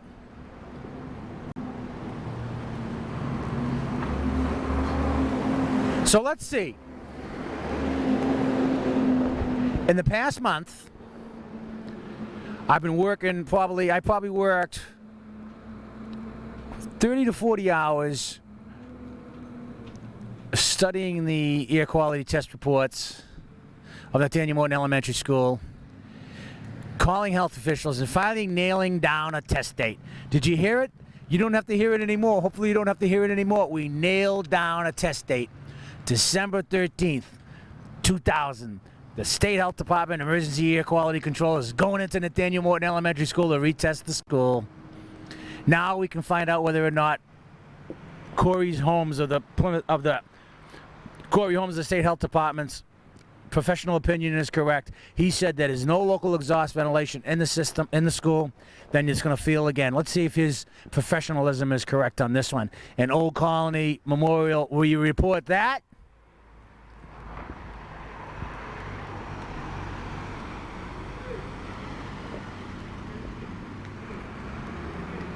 But this is City Lights, City Streets, and I'm Mark. I'm out here in the cold.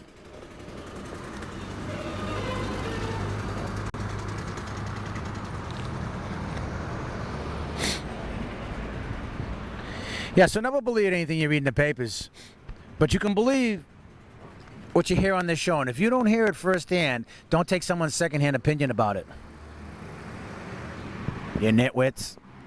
Just kidding. We're not nitwits. I want to thank Emily. Hi, Emily. You sweetheart, you. For selling me this beautiful cigar at Brennan's Smoke Shop. Boy, is that a good one. She said, splurge and buy yourself a decent cigar for once, Mark. So I took her advice and I did it. Thanks.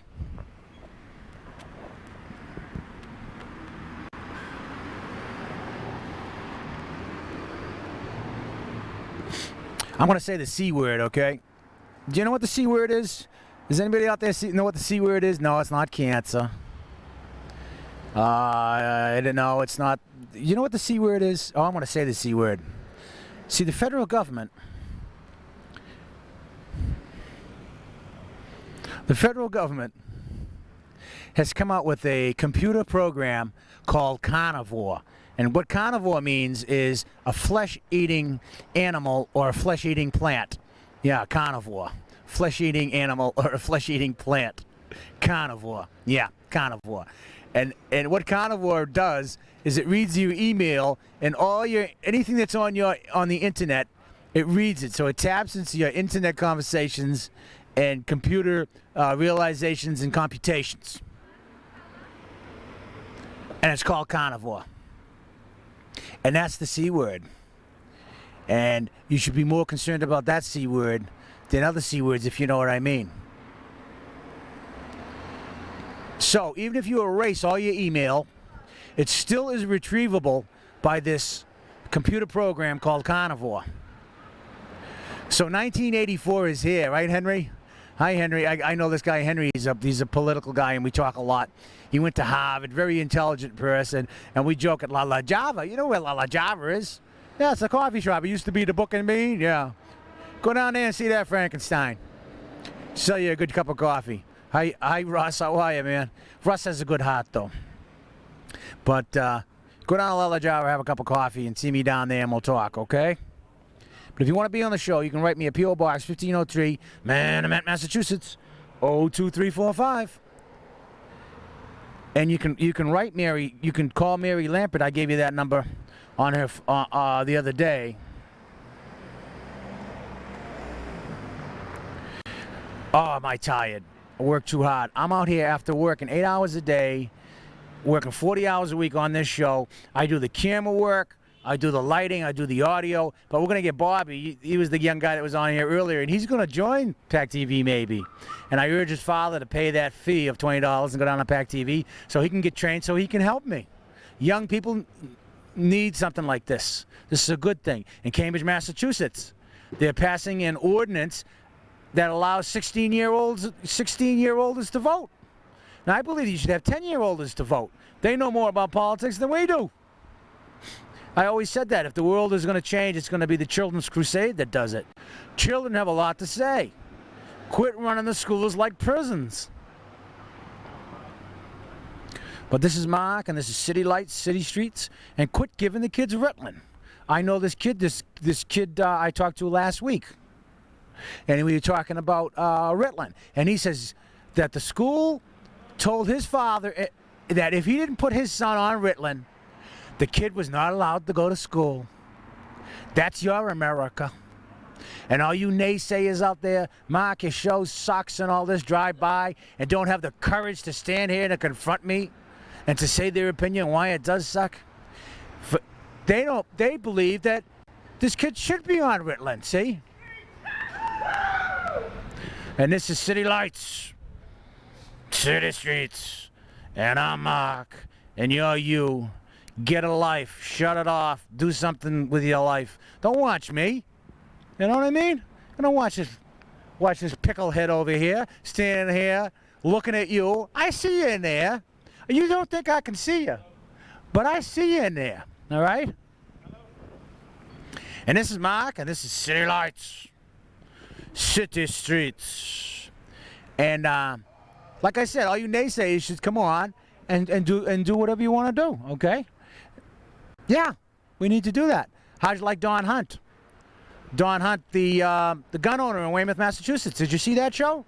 Where he's a gun owner and a gun store owner in Weymouth, Massachusetts, sold 6 guns to a convicted felon. And I knew a guy on the jury, and he told me that Don Hunt's deal he made with the prosecutors is sealed so no one can see it. That's justice, right? That's justice, right? Is it? Another fan. So if you got 2 people in a row that said this show sucked, which is unheard of, but I got like 10 people come by and honk their horns and say, all right, City Lights, City Streets. Because I'm for the little guy. I'm for you, man. I'm for you, child. And the children get screwed over and over and over again. Imagine that. They said to the father of a 10-year-old child, put your son on Ritalin or he's out of the school. But yet this kid who's threatening people with guns in Duxbury, Massachusetts is allowed to go to school? Hello? Is this thing on? Huh? Like I said, don't watch me. Get a life. Turn the show off and get a goddamn life. And this is Mark. And this is City Lights, City Streets. And I urge anybody that has a problem with government, a problem with local officials, a problem with anybody, give me a call or write me. We'll work it out. I'm here for you, man. I'm not here to give you misinformation. I'm not here to disenfranchise anybody. Look that up in your funkin' wagnalls. I'm not here to hurt you. I'm here to show you the way, man. And the way is truth. And the way is expose lies and corruption at your local and federal levels. Have the courage to do so. Or else it's all going to go down a crapper. They want to pass a law. You can't desecrate the American flag. All these Republicans, you can't desecrate the American flag. You know something? the American flag, all right, you know, a lot of veterans stood for it. I know a lot of veterans. I know a lot of Vietnam veterans. I know a lot of Vietnam veterans that died. I know a lot of Vietnam veterans that are blind, that are crippled. And they all tell me that, yes, the flag is important, but what's more important is people. People.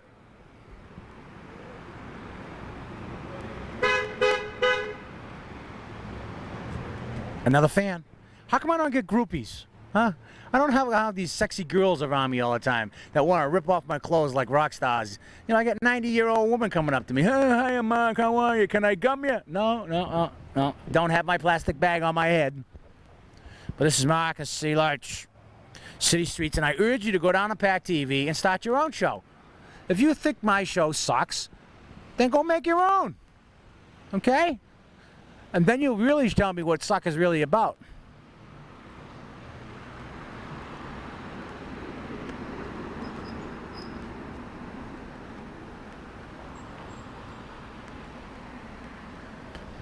People always worry about that F word. Who that F word? Oh, it's so important not to say that F word. Oh, we get so upset when we say that F word. But you know something? The most important F word in the world, and people get upset when you say it, is freedom. Freedom of speech. That's an F word people really get upset about. Fuck all the other words. Well, this is Mark, and this is City Lights, City Streets. And I don't know what else to say, so why don't I just smoke my cigar for a minute? Yeah, we'll just smoke a cigar. Yeah, we'll smoke a cigar. Yeah, we'll smoke a cigar. Yeah, we'll smoke a cigar. Yeah. Yeah, we'll just smoke a cigar. Yeah.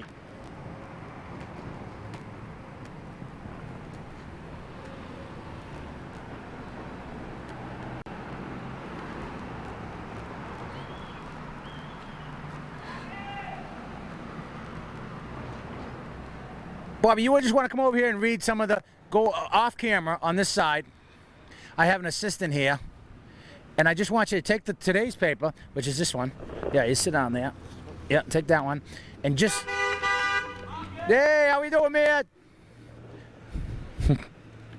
And just read some of the thing, some of the titles, so I can get it. Gore vows to press election challenge. It says on the paper, it says on the front page of the Herald, Gore vows to press election challenge. No kidding? Well, he should. And all the Republicans are saying, no, he shouldn't. He should just, forget about the 10,000 votes that aren't counted, you know? They want it to be communism. They want Bush in there, you know? Oh, did I tell you that we're going to reenact? We're going to reenact President Kennedy's assassination. A lot of people believe that there was a single bullet theory and a 2-bullet theory, and Oswald didn't do it and all this. Well, what we're going to do is that we're going to reenact Kennedy's assassination, and we're going to come to our own conclusions. So watch for that show. What we're going to do, basically, is going to get a dummy with no head and put a pumpkin where Kennedy's head would be, and then shoot it with a shotgun, and let's see if it has the same cranial flap. You know what I mean? The same explosive reality. I remember when I was home sick from school that day, probably because of bad air quality. Yeah, probably. Or they try to stick Ritalin up my ass. So I decided to stay home that day, and sure enough, right in the middle of I Love Lucy, blam! Kennedy's heads explode. Kennedy's dead. So it ruined I Love Lucy. I never got to see the end. If anyone saw the end of I Love Lucy, the show where Fred Mertz was doinking Ricky Ricardo. If anyone ever sees that show, let me know how that all worked out, whether or not they got married or moved to Vermont and opened up a dairy farm. Could you tell me that? I want to know, all right? And this is City Lights, City Streets. And you know something? This is freedom of speech. Use it or lose it. I have every right to say what I'm saying now, and if you don't like it, too tough shit. Like in Brazil, for instance, it's a true story. In Brazil, there's 50 million starving people in Brazil. This is the truth. And they eat newspapers to stay alive. They eat newspapers. Yeah, that's the truth. I guess something in the newspapers, a starch or something, is in the newspapers. And my only question is, if they eat newspapers for dinner,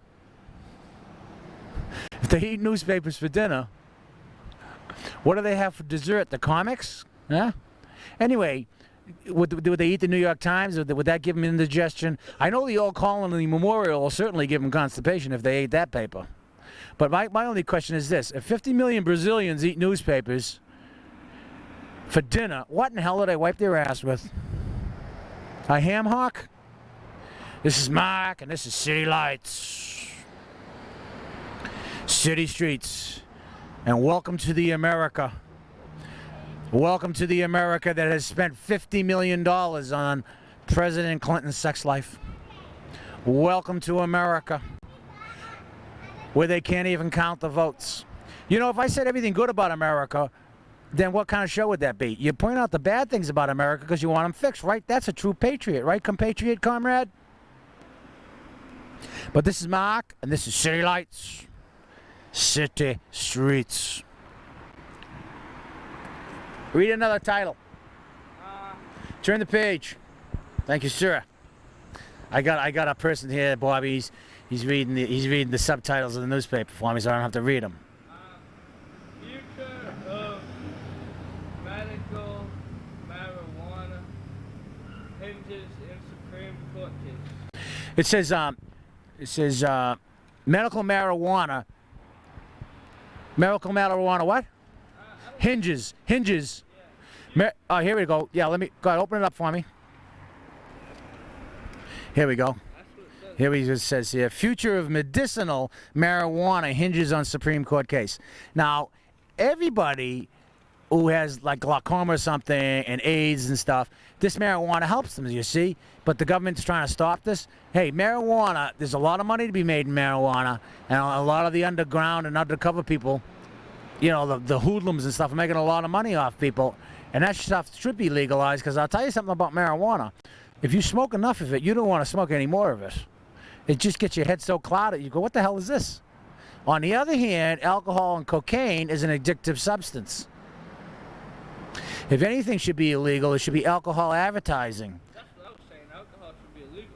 Alcohol, they tried to be illegal, but it didn't work. But don't advertise it to the children. You see a football game and two frogs are sitting on a lily pad, and it's a big joke. Alcohol is everything. Alcohol companies, that's the next big thing that should be off the air. And, you know, they have a big lobby. And that's why a lot of those alcohol commercials are still allowed to be on the air. And listen to this. R.J. Reynolds has opened up a homeless shelter for battered women, see? So, all right, you got this homeless shelter for battered women, see, who are usually alcohol abusers, or their husbands are, their abusers are. And what do? The R.J. Reynolds opened up a homeless shelter saying, oh, we're so nice and good. But when in fact, these battered women smoke cigarettes like they're going out of style. It's like a free ad. R.J. Reynolds supports homeless shelter for battered women. Yeah, you know, you give them a carton of cigarettes when they're there too, you know. Get them more addicted. And what about the tobacco companies that knew all those years? They were spiking low tar and nicotine cigarettes and telling the people they weren't low in tar and nicotine. What kind of crap is that? What about Firestone Tire? The CEOs, the guys that run the Firestone company knew for 2 years that these tires were killing people, and they still produced them and they still sold them. I said they should be in jail for murder, the dirty, rotten bastards. But, you know, if it doesn't strike home, who cares, right? You know, people say, oh, you know, oh, it wasn't that bad, you know. Oh, no, they didn't know that the tires blew up and killed people. They certainly did. And you know, Ralph Nader of the Green Party said that if he was president, that these Firestone people who made these faulty tires would be tried for murder, and rightfully so, because they knew that it killed people. Bobby, what's another headline? See what we got there. Turn the page again. Go ahead. Hub school watches flunk city's ed reform. Hub school watches. I changed that one. But as far as the education is concerned, teachers don't want to take tests. The teachers don't want to be tested for their capability because they say tests are unfair. Teachers say this. Well, isn't that what they give the students? If tests are unfair, what the hell are they giving students tests for then? That's a good one. We don't want to take that test. It's unfair.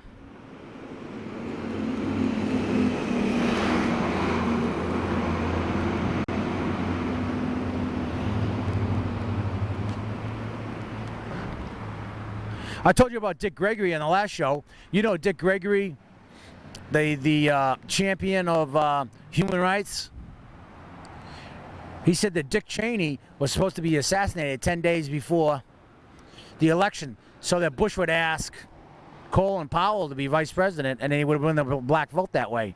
And he said he got that from a French intelligence agent who was very, I can't find that word. You know, there were 600,000 words in the English language, and I can't find that one. It's like finding a needle in a haystack. But I want you to all come on the show, right? P.O. Box 1503, Manamet, Massachusetts, 02345. And you can come on the show, okay? And Mr. Tarantino is going to come on the show, too. No, you don't walk behind me. I have to go look at All right, go ahead. And this is Mr. Tarantino said he's going to come on the show, and we're going to get the report. They're going to get the report. We're going to get the report. We're going to get the report on the low emergency. What was that? The low level emergency report of the small fire that occurred at the nuclear power plant in Plymouth, Massachusetts on November 10th at 10:45 a.m. And we're going to get that report. Okay? Any fire, I think, at a nuclear power plant is of concern. And we're going to get that report, and we're going to read it on the air. Mr. Tarantino was graciously enough to call me because he thought I was saying some bad things about him, but all I did was quote the newspapers and made a few opinions, which I'm allowed to do. Hello? This is America. Is this fucking thing on? Hey, if you don't like that word, okay, write Webster's dictionary and tell them to get it out of the goddamn dictionary because that word is in every dictionary in every school in America. You know something? If you don't want kids to use these words, don't put them in the dictionary. Teacher says, oh, you should have a better vocabulary. Well, so the kids go right to the F word, right? They go right to the F word. They go, can we say this, teacher? No, you can't say that. Well, it's in the dictionary. Fuck, it's right here. But this is Mahak, this is City Light City Streets. We got to stop being so excited about F words and C words and N words and D words and A words and B words, and especially that goddamn Z word. Zebra. God, you say that in Ethiopia, oh, people want to cut your head off. Yeah, you can't say zebra there. Oh, no. Ooh. No, no, no, no, no, no, no, no, no, no, no. That's not even in the dictionary in Ethiopia. Yeah, zebra's taken out. Did you know in Germany, Mein Kampf, Hitler's treatise on how to exterminate people and how to make the perfect race, is outlawed in Germany. If you have it, you go to jail. That's sort of what they try to do in Plymouth with these plaques down here, with Massasoit and King Philip when their head was chopped off and put on a pole for 20 years to rot. Man, that had to get pretty rank, huh? You know, going by that every time. There's King Philip's head over there. Dad, do we have to pass that again? And the little pilgrim says, well, son, it's part of history. There it is. But now you can't hide that. You got to tell the truth. And now there are plaques in Plymouth, Massachusetts, stating about the genocide that the Pilgrims perpetrated on the Indians. And you can't erase that. You can't erase history. That's like Hitler. You can't erase that Mein Kampf. It's there, man. Sheesh. And then what next? They're gonna say, oh, you can't have I have a dream speech. You can't say that now in schools because some group says, oh, we can't have that I have a dream speech in schools. You have a right to say what you got to say. And I'm afraid those rights are dwindling fast. And that's why it's important for children to listen to what I say. I want children all over America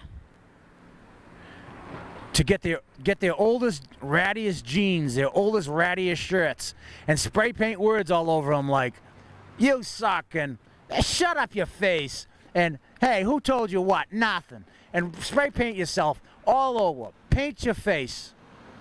Half checkerboard. Paint your hair blue. Wear a tail to school.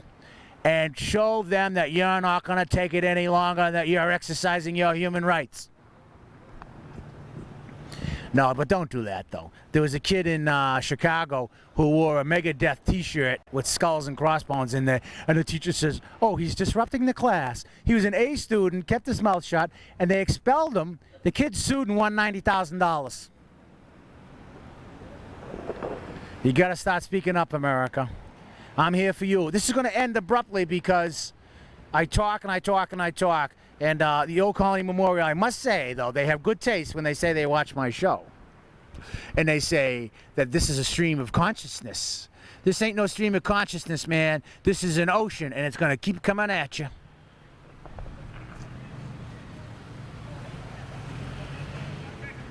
I use your lighter water. You better not come on since I said the F word. Oh, you're not.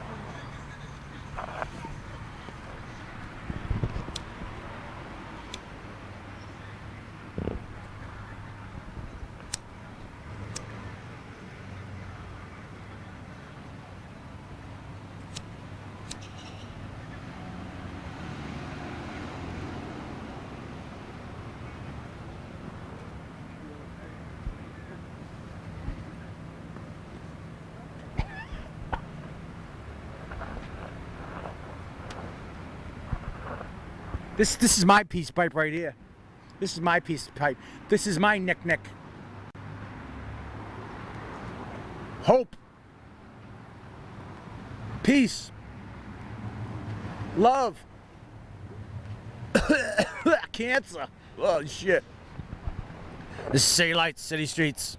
Like I said, if you don't like my language, tune it out. Tune it out. If you want to know the truth, come to me. You want to know lies and innuendo and ambiguousness and half the story? Read a newspaper.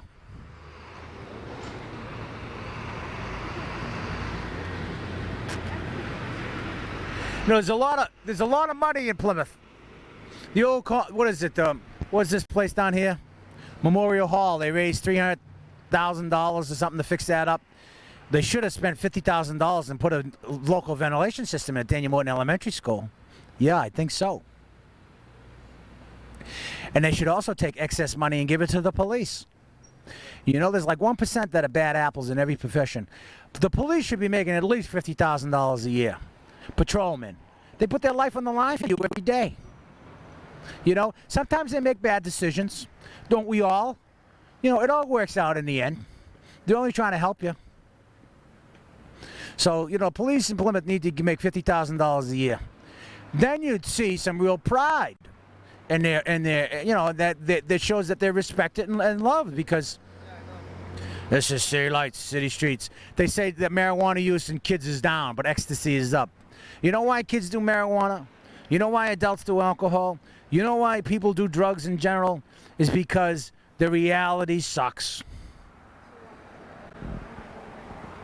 But it can be good. The water can be clean. The energy can be clean. The air can be clean. You just have to do something about it as a citizen. And hold these officials, local and state and federal officials, to the law to get these things cleaned up.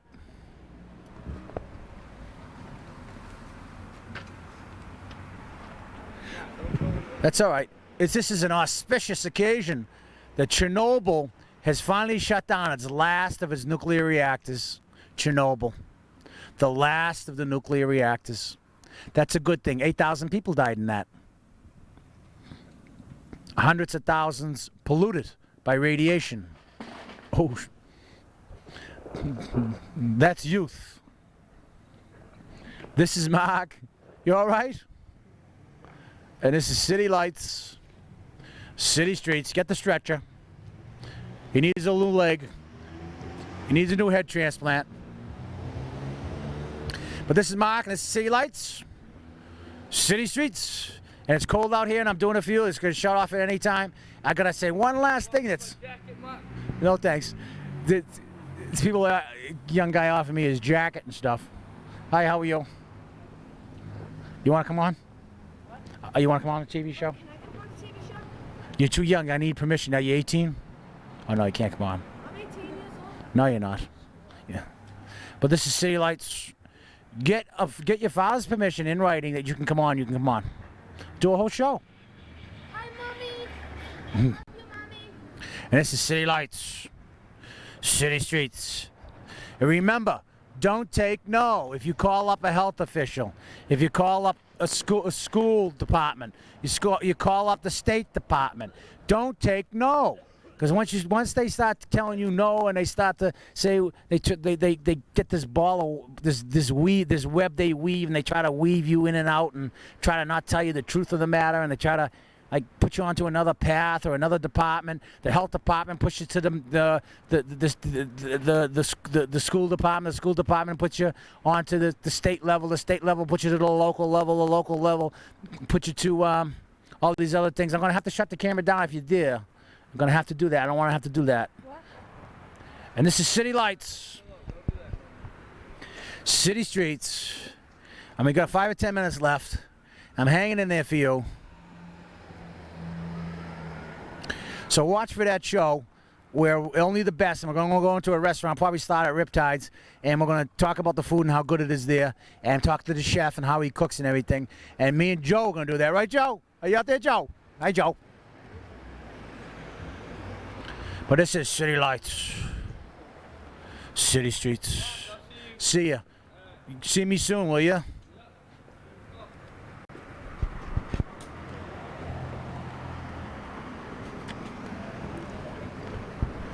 Mary, we're going to get in touch with Mary Lampert again. And when she testifies in front of in the front of the Congress and the State House, we're going to go there with a camera and you can see her testify in front of Congress. How they need to get potassium iodide. Did you know that the Plymouth Health Inspector, Richard